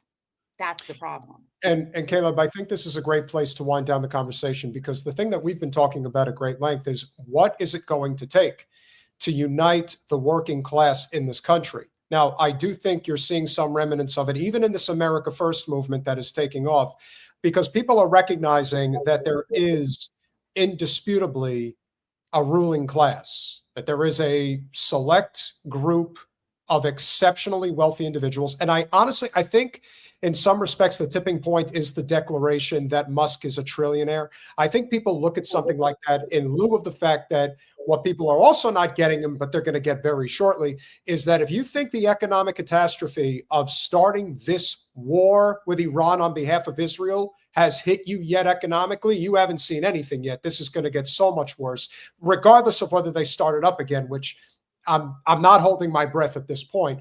Why, in your estimation, do you feel there isn't a greater sort of cross-pollination of all working class people? Because the divide and conquer strategy has seemed to have worked exceptionally well for quite some time, but maybe there's some breaks that are coming our way. What do you think? The ideology that defines the West is liberalism, and liberalism not in the sense of liberals and conservatives, but Democrats and Republicans, but liberalism in the sense of individualism. The right pushes economic liberalism, the idea, hey, you're on your own, pull yourself up by your bootstraps, we don't owe you anything. And the left pushes social liberalism, the idea you can be who you want to be, you can do what you want to do. If you want to take drugs, that's your business, right? And also that you have no real obligation to society. You have no obligation to your family. You are just an individual. You're not part of a group, right? And liberalism, individualism kind of defines Western politics. The left emphasizes the social side. The right emphasizes the economic side.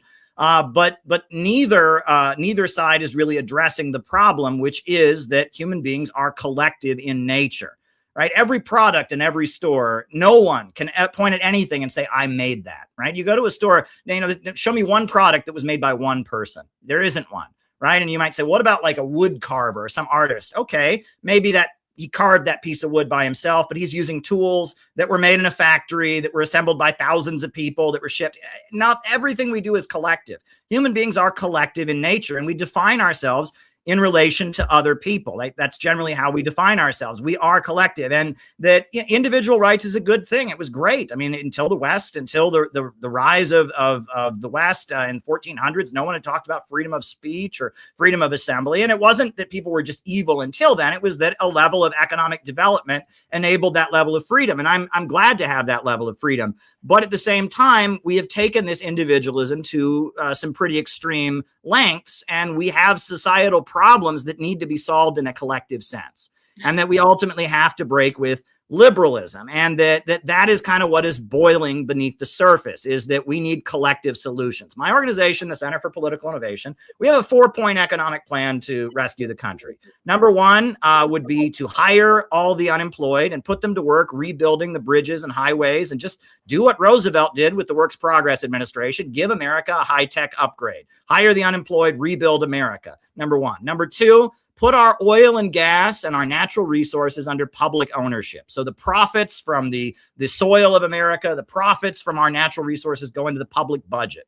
Number three would be to create a national bank so that we can assign credit strategically in the overall interest of the country, right? A national bank that could inject credit into communities so that we're planning out how we can rebuild the country. And fourth would then be to enact an economic Bill of Rights: the right to a job, the right to housing, the right to education, but in a little bit of a different sense than like Mamdani and others talk about it. The way a lot of people talk about this stuff is like, corporations get free stuff all the time, tax breaks and all of that. We should get free stuff too. I agree with that, right? I mean, it's true, but there's kind of a pessimistic way of looking at it. Like, oh, screw this, I want some free stuff. Well, it's not like that. We should view it as an investment, right? If we want to have a strong country, we need educated people who can go out and do great things. So we should invest in the next generation by providing education. If we want a prosperous country, we should have people that are healthy, that can go out and work and do great things. If we want to have a prosperous country, we should hire everyone. There should be a jobs guarantee so that every person's productive labor goes into the economy. And that we need a government that invests in people, not in derivative ripoff schemes, and not in wars, and not in prisons for profit, but in people, because human beings and their labor power and their creativity is the source of all wealth. Right. And that's ultimately what is needed. And if we had a 4-point plan like that, right, that we could rebuild America and have a government that invests in human beings, and we could then connect with the countries around the world that have broken out of imperialism and start trading with countries on the basis of win-win cooperation, maybe hire the Chinese Railway Corporation to build some high-speed railway to connect the United States, the Midwest and the heartland to California, maybe build a bridge over the Bering Sea and connect Alaska with Russia and get us closer to the Eurasian Economic Union and the episode of economic growth that's happening, right? Wall Street Journal just said that the greatest economic success of the year is North Korea, right? They're having a boom over there. Wouldn't it be great if America could get in on some of that economic growth, connect us with the rising new economy, trade with countries on the basis of win-win cooperation, invest in our people? I think most Americans would agree to that. I think that program that I just put out would be agreeable to most people. I think if you took an up and down vote on whether we should enact those 4 points, I think it would be overwhelmingly in favor. But we have a political system that's kind of designed to keep that from happening. I also want to say this. In Italy, in the 1970s, they experienced something called the Years of Lead. It was a disastrous time in Italy's history. What was going on? Italy was getting ready to leave NATO. The public on the left and the right wanted to leave NATO. And they just didn't want to be part of the NATO alliance. They felt like America hadn't been very good to Italy economically. The Communist Party was rising in popularity, and the Christian Democratic Party and right-wing groups were rising. They all wanted to leave NATO. The CIA fomented Operation Gladio, which was a huge manipulation of Italian politics to make sure they didn't leave NATO. And it involved fomenting political violence, right? And hundreds of people were killed. People were shot in their legs. There were bombings. There were assassinations. And the population became demoralized. The population became weary. It got confusing. People didn't know who was on what side.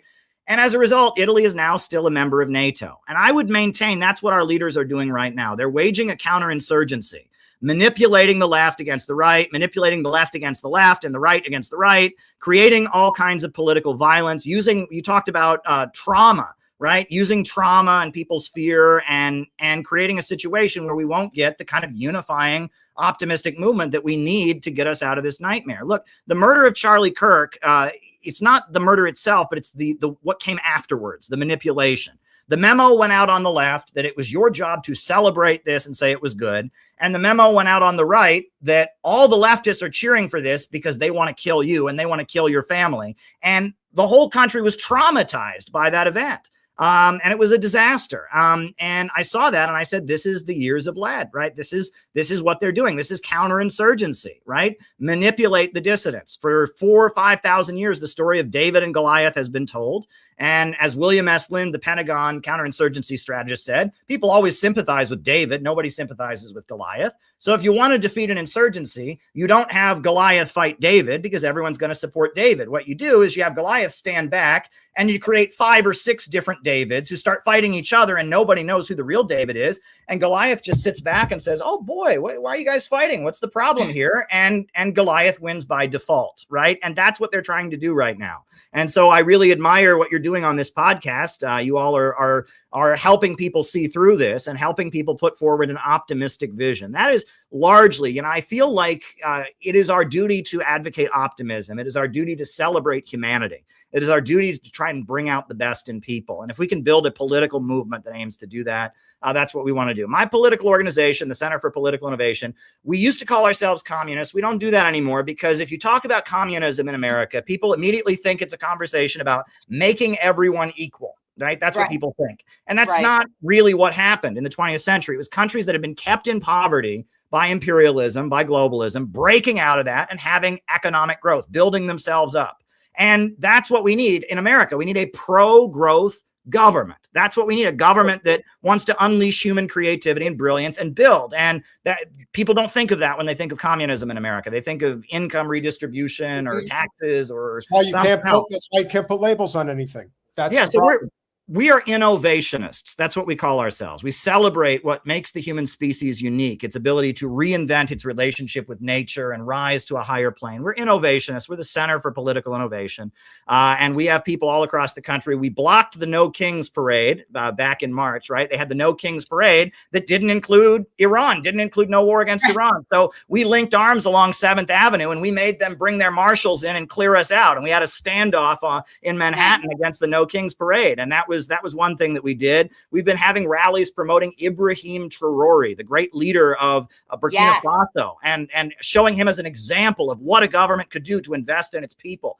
We carry out all kinds of different projects. We are an educational organization, and we're laying the foundations for what will eventually come. Look, the explosion is going to happen. The volcano is going to erupt. It's going to happen. The question is, will it go in the right direction? I tell people, you got to imagine there's a boulder that's going to roll down the mountain.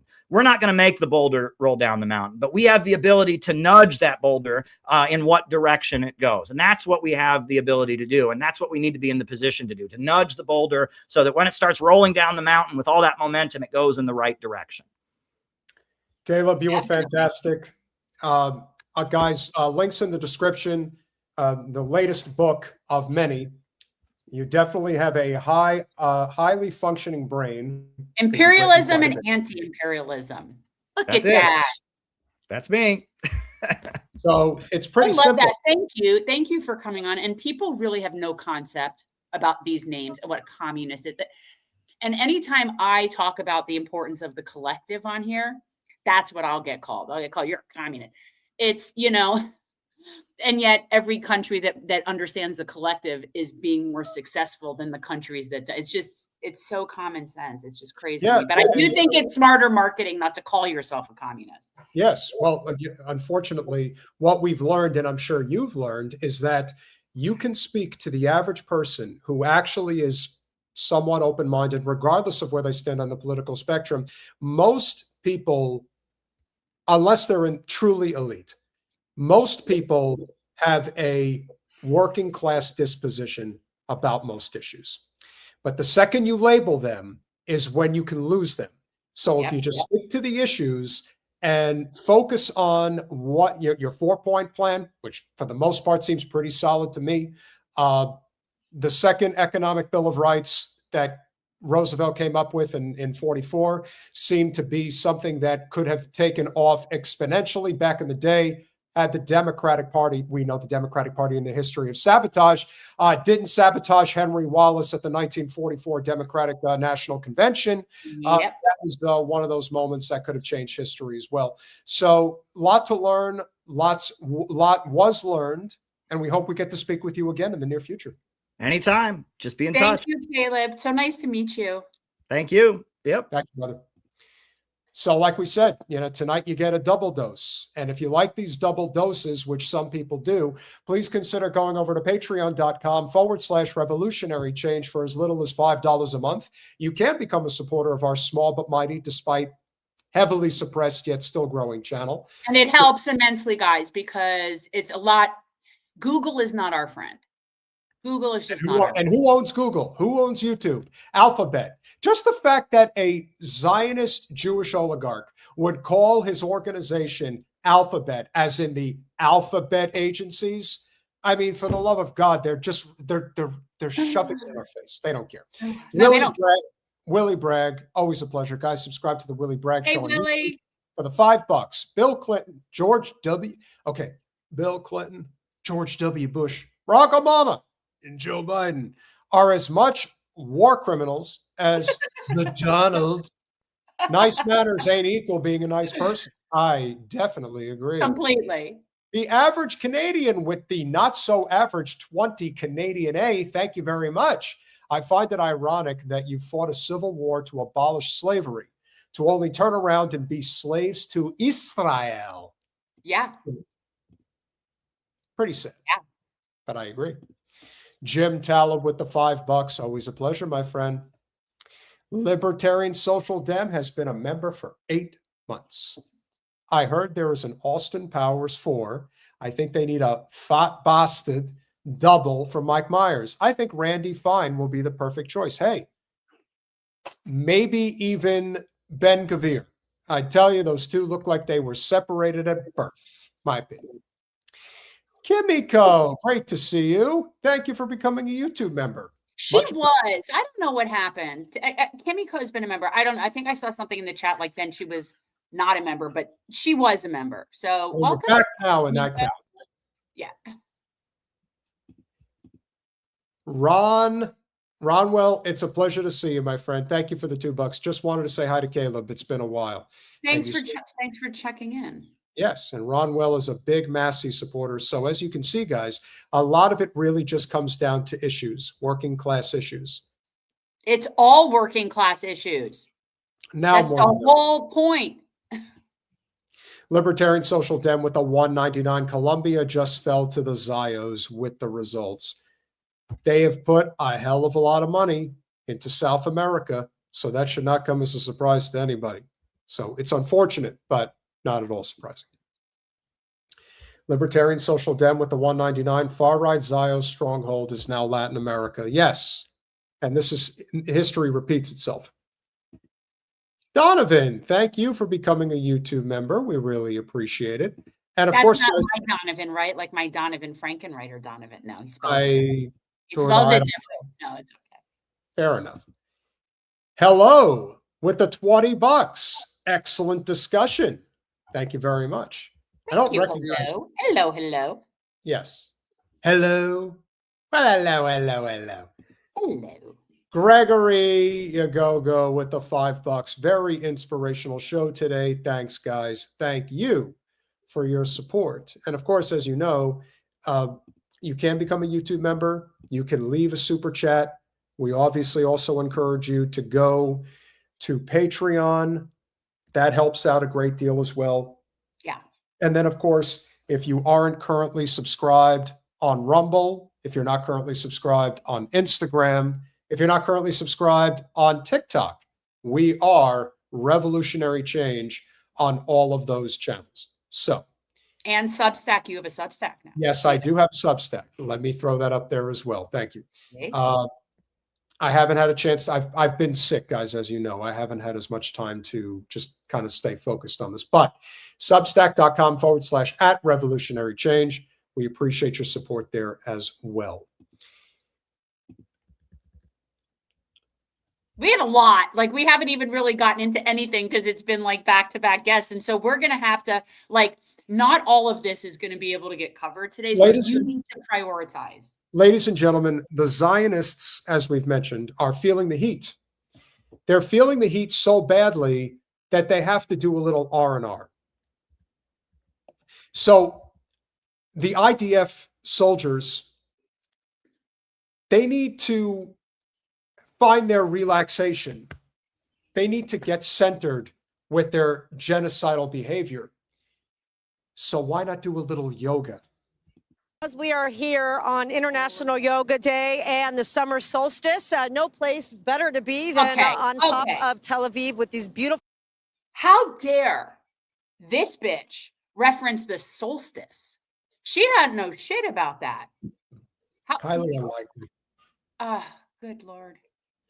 Full views celebrating the fact that we are experiencing a very profound moment here in Israel. Behind me, you see dozens of people that are taking part in a yoga practice as part of a nonprofit called Brothers in Yoga. It's an organization started by a wonderful woman named Netta Margalit, who has dedicated all of her time and energy and resources to bringing somatic healing yoga practices to starting with soldiers who've experienced PTSD, not just PTSD in light of October 7th and the subsequent war, but also soldiers that have been traumatized and suffering from all kinds of issues in combats and other types of fighting situations. My God. Oh my Other God. fighting situations? You know, when you gotta assassinate an infant, it takes a toll on you, doesn't it? This is how do you even address this? I can't, because as someone who has practiced yoga for years, everything about Ziohel is the antithesis of yoga. This is silly. This is the That same they're even thing. doing that. I mean, yeah. Well, this is the same thing as Pilates.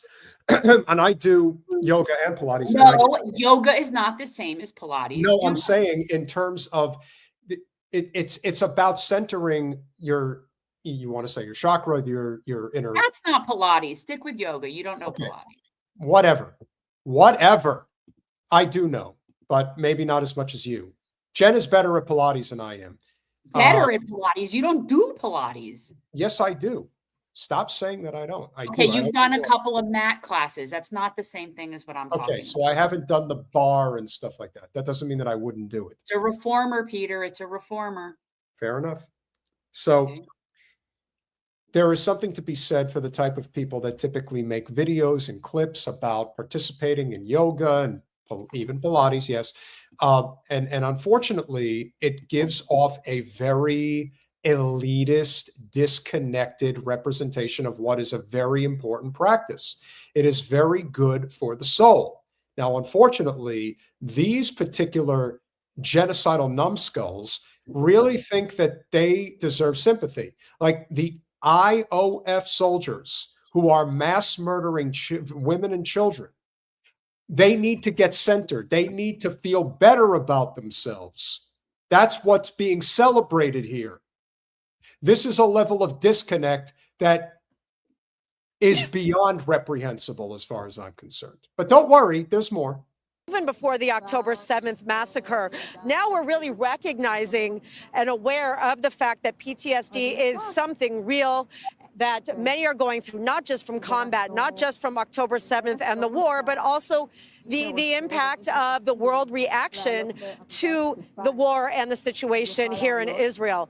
So this group right here is dedicated to taking in these practices. And what's more special about this organization is that many of these soldiers, once they have learned themselves, are getting teacher training where they are then able to take it into the field to IDF units that are currently serving not only in reserves, but also in real time, with an end goal of being able to take these practices before having to have the effects of post-trauma and having to do it in retrospect.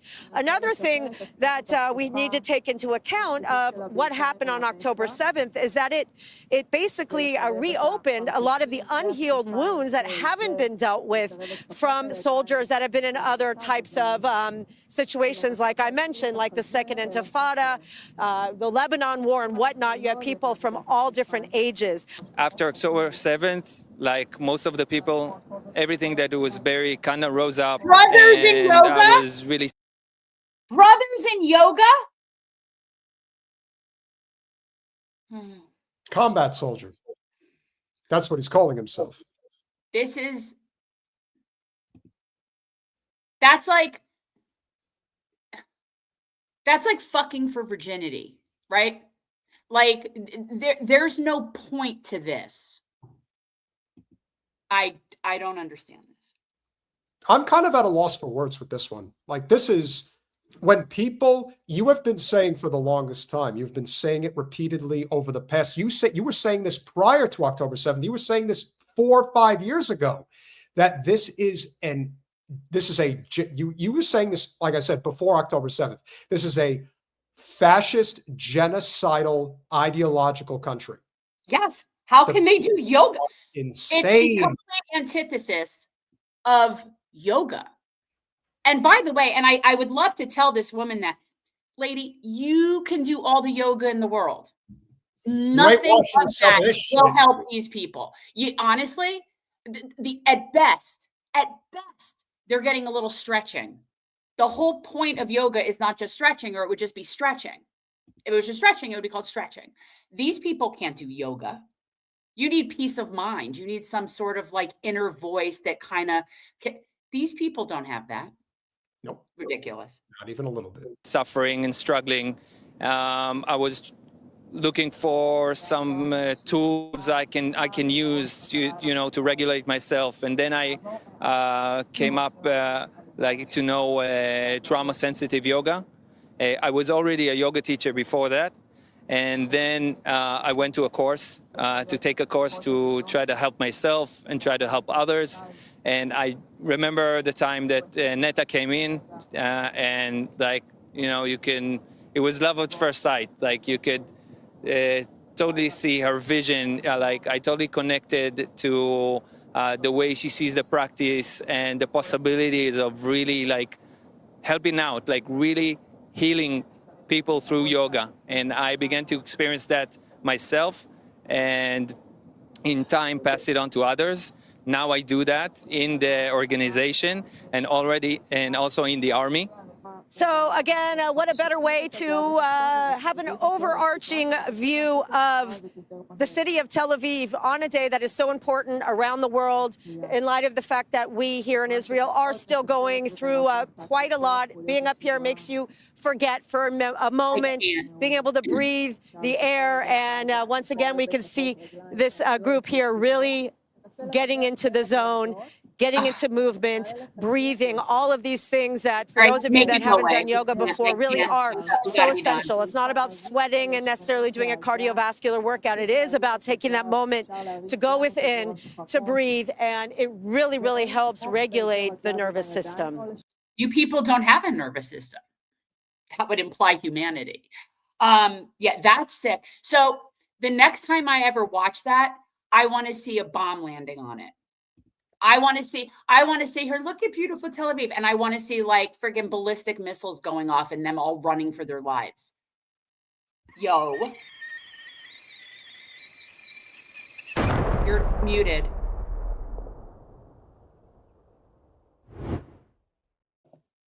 You're muted. We needed a radiometer. You didn't see that? No, I didn't see it. Oh, I see it on, okay. I didn't see it. Sometimes my thing doesn't play. That's weird. I know. I know. I see it on my phone where I have it, but it's not on the computer. Yeah. We're going to juxtapose that piece with something that I was waiting for you to come on here that we could talk about. When you talk about humanity, you talk about centering yourself, you're talking about things that really matter. This matters. Mona Khalil They knew exactly who Mona Khalil was. Was this the woman who was like fighting for the sea turtles? Correct? The environmentalist? Okay, yeah. They knew the bright orange house in Mansouri, South Lebanon. They knew it was not a military site, not a command center, not a battlefield position. It was one of the most recognizable symbols of environmental conservation on Lebanon's southern coast, a sanctuary dedicated to protecting endangered sea turtles and preserving life. Marwa Osman writes about Israel's deliberate targeting of a prominent environmental activist in Lebanon. These are crimes against humanity. And they need trauma yoga sessions. They need an here though, on a positive note, their yoga instructors are psychotic too. So it's kind of like they're not actually even having probably real yoga anyway. So who knows what that is? It's like, I don't know. It's like Zio yoga. Colin, pull it up, please. Yeah, this was the woman who had been fighting for years for the sea turtles. They believe that was her organization. What I just saw a picture of her. I saw a picture of her with the turtle. Mona spent her years defending the most vulnerable creatures of the Mediterranean, teaching generations that every life matters, that nature is not a casualty to be discarded, and that humanity has a duty to protect what cannot protect itself. Yet the same orange house that stood as a beacon of conservation became a target for terrorist Israel. This was an assault on a woman whose life's work was devoted to safeguarding life itself, a woman known internationally for her environmental activism, whose name had become synonymous with the protection of Lebanon's coastline and its endangered sea turtles. The murder of Mona Khalil sends a chilling message. Even those whose only weapon is compassion, whose only mission is preservation, are not spared. Yeah, I saw that. That's what I saw. Yeah, that's what we need to do. We need to kill people that protect turtles, because that's dangerous. We can't have that. Everything they do, everything that they do, it's infuriating. is to destroy. It's just so infuriating. They have no identifying marks. They're just a create. They're as fake as a $3 bill, but they're also lacking in humanity in the worst way. They don't try to find it. They just go out and try to steal it from everybody else's. In a way, it reminds me of The Thing with, John Carpenter's The Thing from 1982. Yeah, I know of it, but I don't watch that stuff. This. I understand, but the point is, the host had no identifying marks. They had to take on. They had to join the host and basically become them, but they're not real. It's just a knockoff. It's an imitation. It's hell recreated, and that's exactly what they're doing. The environment has always been one of the primary drivers of my level of interest in politics. It's why I got involved. I get really tired of when people scream at the top of their lungs about the environment, but they don't know the first thing about how you deal with environmental protection. If you can't breathe the air, if you can't drink the water, then whatever those energy extractions are, for example, is going to be the death of us if we don't do something about it. And whether that is alternative energies, nuclear energy, high-speed rail, lots of things that we could be doing. And that includes protecting our oceans, which is something we don't do. And I'm sad about these sea turtles. I'm so sad about the sea. Just leave the sea turtles the fuck alone. I can't just leave the critters alone. It's so aggravating. Oh my God. And this is what they do. This is why it's so bad. And so It brings us to the main story of the evening, which is a community in Italy that you probably are not familiar with, but we are now. Colin, can I have the story, please? Guys that are suggesting I watch the movie, not happening. I don't watch scary. I don't watch gross. I don't watch old scary and gross. I don't watch it even when people say, oh, but then it's not really that scary. It's in black and white, whatever it is. No. I don't like scary. I don't want to, just no, not my thing. I don't do it. I have enough real things that I have nightmares about on a regular basis that I don't need to throw in some other shit that I could have nightmares about. I'm good. Thank you all. But yeah, if I'm good with sad. I could do sad.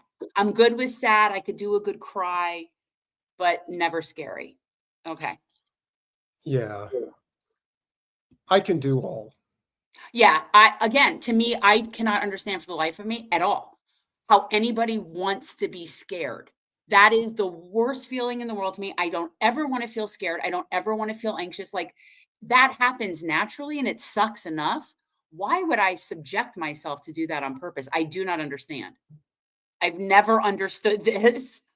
Speaking of scary, as we showed you, this is why you don't invite Israelis into your home. You don't even allow That's them. not why I don't invite them into my home. I mean, there's many reasons, but this is one of the main ones. Okay. From the Italian Times, Valsesia, the Italian Alpine Valley, turning into an Israeli colony. Wait. And where do we know? Where is this? What valley did you just say? What is it? Which valley? Alpine Valley. Okay, so then this is northern Italy. So this is really upsetting because, one of my bucket list trips is through the Dolomites. And so now these fucks are there. So unfortunate.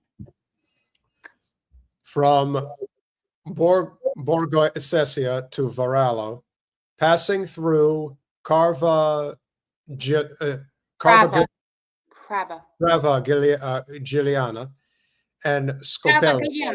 Gravagliana, maybe. And Scopello. The valleys of Piedmont are experiencing a rather unusual demographic revival. At the center of this transformation is Progetto Beata, an initiative that has already brought more than 80 Israeli families to Valsesia, around 250 people with over 400 registered members. Determined to start a new life and invest in a territory that until recently has been marked by depopulation. On paper, this appears to be a story of pure administrative pragmatism and hospitality, often framed under the label of the so-called Varallo model. Yet, when observing the dynamics through the lens of the current international power relations, profound moral and political distortions emerge. This case reflects broader global tensions around migration, inequality, and geopolitical accountability. Jen, if you would, please. I'm looking on the map to see if I can see where this is. Yeah, okay. So this is actually not, all right, well, this doesn't interfere with my bucket list is what I'm going to say. This is actually closer to, this is east of that. Okay. Not that I don't feel bad for those people, but the dominant narrative in the media focuses on the rescue of small towns and the flight of people tired of the tensions of war. Ugo Luzzati, the creator of the project, described the initiative's origins as follows. I used to come to Valsesia. That doesn't sound Italian, Valsesia, with my family on vacation. But at a certain point, I began spending more and more time there until I moved. My country changed, something broke. The 2023 judicial reform split Israel. It was the escalation of events in the Middle East that turned this migration into a structured exodus. Since October 7th, our association has played a fundamental role, emphasizing the need to move away from the escalation of war. On the other side, local administrations in the Vercelli area have embraced the arrival of these people and their capital. There it is right there. With evident enthusiasm overshadowing the geopolitical weight of this demographic transplant. The mayor of Valsesia, Pietro Bondetti, proudly celebrates the impact. Classes this full hadn't been seen since the 1960s. Before their arrival, this area was at risk of demographic desertification. Today, we have been reborn. How much you think you got paid to say that shit? And you have not been reborn. You have been infested. Invested. A collective narrative that unites infested, not invested. Celebrating families arriving in search of a peaceful and serene life. Far from the dangers of wars, reported on the website The Jewish Community of Milan, the same community that, though its vice president, Dalia Gubi, expressed deep concern about a growing climate of hostility and anti-Semitism in Italy and Europe. Each time it gets worse. I consider myself a strong woman, but when I talk about it, I feel emotional. There are moments when we truly feel like it's the 1930s again. Some things are very, very similar, too similar. The same community that condemns the violence perpetrated against flotilla activists while also describing the activists' actions as provocative. Defending Israel also means demanding that its institutions always act in respect of human dignity, law, and democratic values, said Walker Magnage, president of the Jewish Community of Milan, regarding the events in which Israel attacked the flotilla. Yet it is the same community that labels as anti-Semitic anyone who criticizes Israel, its policies, and its Zionist ideology, such as ANPI, Italy's National Association of Partisans, which through its president, Gianfranco Pagliarulo, has threatened legal action. Your turn. Luzzatti explains the painful choice that accompanied them, speaking of how democracy in Israel has come to an end. Never existed, but describing an irreversible process that will lead to the country's downfall. However, he says they do not want labels and are not dissidents. So in other words, they're just pussies. Okay. Many of the new residents are freeloaders. As clarified by Luzzatti, almost all the newcomers are graduates holding prominent positions: doctors, pharmacists, engineers, and IT professionals. Some are trying to integrate into their local labor market. But as Luzzatti also explains, many continue to work in Israel and with its war economy from home in the Piedmont Mountains. So in other words, they're still working for Israel. They're still supporting the Israel economy. They're not supporting the Italian economy. They're just living there and working remotely because they're pussies. That's the gist of what I'm. Well, they're chosen, Jen. Don't forget. Okay. Well, I'm just making sure. So they're okay. They don't have a problem with what's going on in Ziohel. They just don't want anything to happen to them. Correct. Got it. Typical. I lost where I was. But Some are trying, is that what it is? Oh, okay, you got it. But as Luzzatti also explains, many continue, okay, so as you pointed that out, we are thinking of an academic hub focused on cybersecurity and artificial intelligence. They really do make it so easy for you to not care whether they all burn in hell. Really, like, no. How could you not? We care about cybersecurity and AI. That's what you're focused on? Fields in which the reason they're getting away with this, and this is what I'm gathering from this article, is that this town was very underpopulated. Yeah. These areas were so underpopulated that they really needed the economic input. Yeah. And so that makes them ripe for the infestation. That's how they do. I mean, that's the easiest way for them to do it. And I kind of understand that to some extent, because there are a lot of towns that have died. And so you don't want that either. But this is what they're going to prey on. And all I can do is hope that the locals, that anybody local, that Italian people do not tolerate this. And you're also seeing the remnants of what a failed capitalist system does, because remember, it isn't just about the United States. It's economics the world over. We are still technically the world's economic superpower. And as a result, so many nations adhere to our economic philosophy. And as a result, because there are no guardrails anymore and really haven't been, and now Trump is accelerating it to such an extent that the concentration of wealth has become so grandiose that these communities that are dying and desperate, and the Zio entity has so much of the financial capability, they can come into these communities. We'll solve your problem. We'll give you money. You give us land, and the rest is history. And this is going to repeat itself in a lot of places unless the world rises up. That's really what's needed. You see what the Albanians are doing? Everybody needs to take a cue from what they're doing. Palestinians in Gaza and the West Bank know something about that. The technological security and defense sector, with its expertise and capital, together with the country's most prestigious universities, forms a unified system with the state in constituting what it is described as Israel's machinery of apartheid and ethnic cleansing.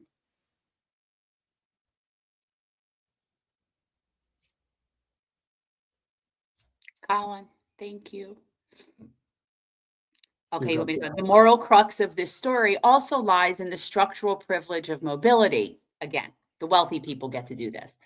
This new promised land in the heart of Al-Sija is accessible only to those with strong passports and financial resources. While Western governments facilitate these citizens' right to move freely, purchase alpine cottages, and obtain high-speed fiber optics for remote work, the civilian population of Gaza faces extermination and a total siege, deprived of water, hospitals, and any means of escape. An inequitable idea becomes normalized, that escaping war is a luxury right. Exactly. That's what exactly. 1,000%. It's so gross. It's like the letters of transit. The asymmetry is stark, especially in the reality experienced by Varela. Same Piedmont community waited in vain for the arrival of a single Palestinian family fleeing conflict. The attempt failed because the family remained trapped in Gaza, crushed by continuous bombings and an insurmountable system of denied visas. The redevelopment of a part of Italy is thus built on a particularly harsh privilege, a contrast that condemns Palestinian civilians to a repeated role as victims, confined within the Strip with no way out, while those who leave behind the state responsible for their massacre, even while continuing to work for it remotely, find in the Alps hospitality, safety, and space for a new beginning. Money talks and justice walks, and that's essentially what you have here. And this is going to be the last sort of will and testament of the Zionist cause, because what they have is resources. That's what they have. Their ideology is for nothing. I don't think most, if any, people even embrace it at this point. However, when you have control of the gold, for now, there are people that will open their doors. But what's going to happen, which has been happening, as it's been displayed in this story and in many other stories, when they open the doors for them, they regret it very quickly. They're like, oh, I don't know why the hell we did this. Whatever we had before, we're much better off. Israelis are not endearing people. They are the most despised people. And that, in many ways, is the conclusion of the story tonight. But this will just take a couple of minutes, Jen. I just want to touch on this really quick. When we think about the issues that exist amongst the elite class, this covers all cultures.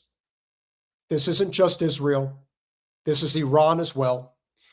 And as we have pointed out, the Iranian diaspora, particularly in Southern California, is very much like the Cuban exiles in South Florida and a lot of these other cultures. You've put it very eloquently, Jen. Let's play it, and then you'll explain why this is this way. Team is not Iranian team. This is IRGC team. Terrorists. They are supporting terrorists. They're dumb. If I don't agree with the regime, that doesn't mean I don't support the team. The team is different. These are the people that represent Iran. I don't care about the politics. It's for Iran, for the Persian people. I'm supporting Iran. I'm not supporting the regime. The team represents all Iranian people. We're at the Iran-Belgium match here in Los Angeles, home to the largest Iranian community outside of Iran. And the mood here is very divided. For many people, it's not just a football match. It's more become a battleground over the Iran they believe in.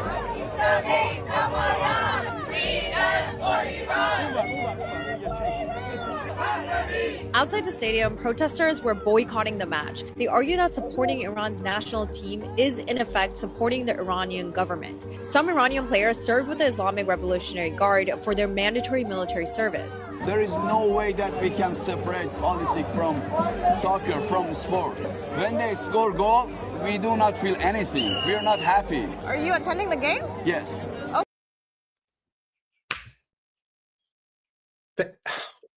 Can you explain this privilege that exists within this community as well? Are you talking about the wealthy community of the people that have left their origin country? Sure. So we've talked about this before, and it applies to Iranians, it applies to Cubans, it applies to Venezuelans, it applies to basically everyone, because at the end of the day, it's a class war. It's a class war. It's a class war. It's a class war globally. So when you see people that have left countries where they at one point were, king shit a fuck mountain, and then some sort of socialist movement came to happen in that country, and they were no longer that. And so they left and came here where they could still just be wealthy. And so from here, what they want to do is they want to push back their home country to how it was for them. It was good for them. It was good for them when the right was in charge. They don't want a socialist situation. So that's what it is. It's the wealthy people. It's So you won't be cheering? No, I will not be. Iranian fans have shown up with the lion and sun flag, which FIFA has banned as a political symbol. The lion and sun flag was Iran's national symbol before the 1979 revolution and is especially popular among the Iranian diaspora community here in LA, many of whom fled after the revolution. And you'll be trying to bring this in? Of course. And what will you do if they try to take it away? I will try to bring them in. If I can't, guess what? I have one here. Some fans got their lion and sun flag confiscated as FIFA has prohibited them. As you can see, people have managed to smuggle the lion and sun flag inside the stadium. But many Iranians also say cheering for the team doesn't mean supporting the government. People come first, not the government. What do you think the national team of Iran represents for you? Oh, they represent the entire Iranian community, whether inside the Iran or outside.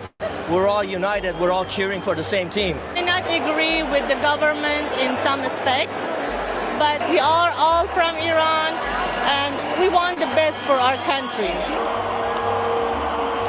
See, that's normal. That's a normal person response, even if, you are not in agreement, whatever.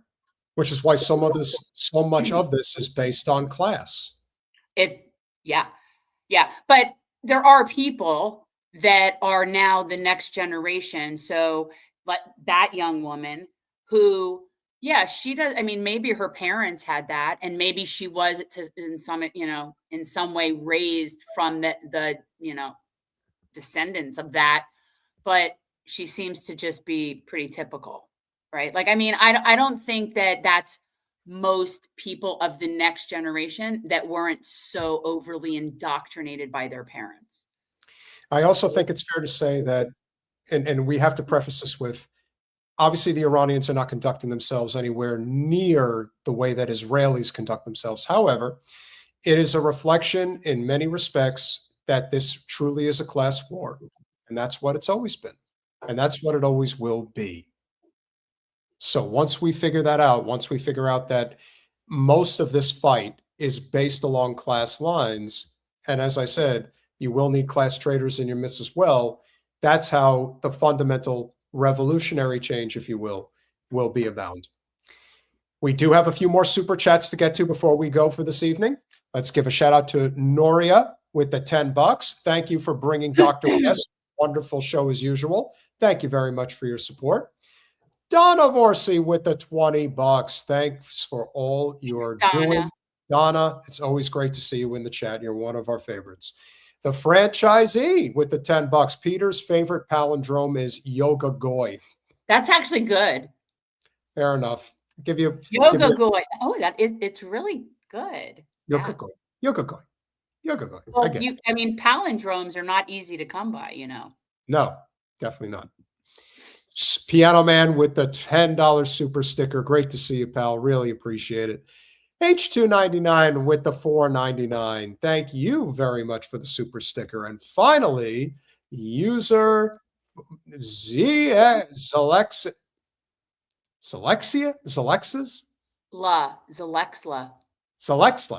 with the $4.99. How long until Ziohel reallocates Colombia mercenaries to Israel? No, to Lebanon. To Lebanon from Jordan? Sudan? What is going on here? Yeah, trying to figure that one out. The same way they reallocated THAADs from DMZ to defend Israel. So it's Israel reallocates Colombia mercenaries to, I am so confused. to Israel from to Lebanon. Where do you see the Lebanese flag? I see LB. I don't see any flags. I only see LB. So I see IL, LB, SD. Oh, maybe you're right. Again, if anybody in the chat, I see the guys. Here's the problem. I'm seeing through StreamYard, so I don't see the emojis. I see like these little initials, and that's why it's hard to read these. Yeah, but I'm on. I'm on StreamYard as well. Do you see emojis? Yes, I do. Okay, see, I don't see emojis. Interesting. Okay, you need to upgrade your computer. Please. I'm not living with tech support anymore. So Israel reallocates Colombian mercenaries to Lebanon from Palestine. Okay. Yeah, it looks like the Lebanon flag is what somebody's saying. I just saw LB. The same way they reallocated THAADs from the DMZ to defend Israel. What's your price to die? Well, I don't know if people necessarily have a price to die. We're living through hell. Lebanon and Sudan. Right. See, I was right. I thought it was Sudan or Jordan. I wasn't sure. And so it's kind of funny because I would think it would be easier for me to look at the initials and make sense of it before you would recognize like the flag of Sudan. True. Right. That's why. So maybe it's kind of good that I don't see the flag. I just see the initials. I have a better chance of getting it. Well, they're trying to escape so that they can kind of weather the storm. At least some of them are. You're not going to get them all, but Zionism is dying. Maybe not a fast death, but it's dying nonetheless. And that's why we cover these stories. There's other things we could cover, obviously, but in the end, this is all interconnected to the highest levels of our government that does not give a damn about any of us. It's a tale as old as time, crumbling empire. This is typically how it goes. Overexpansion of the military, devaluing of the currency, and the restlessness of the people who at some point will have no choice but to rise up.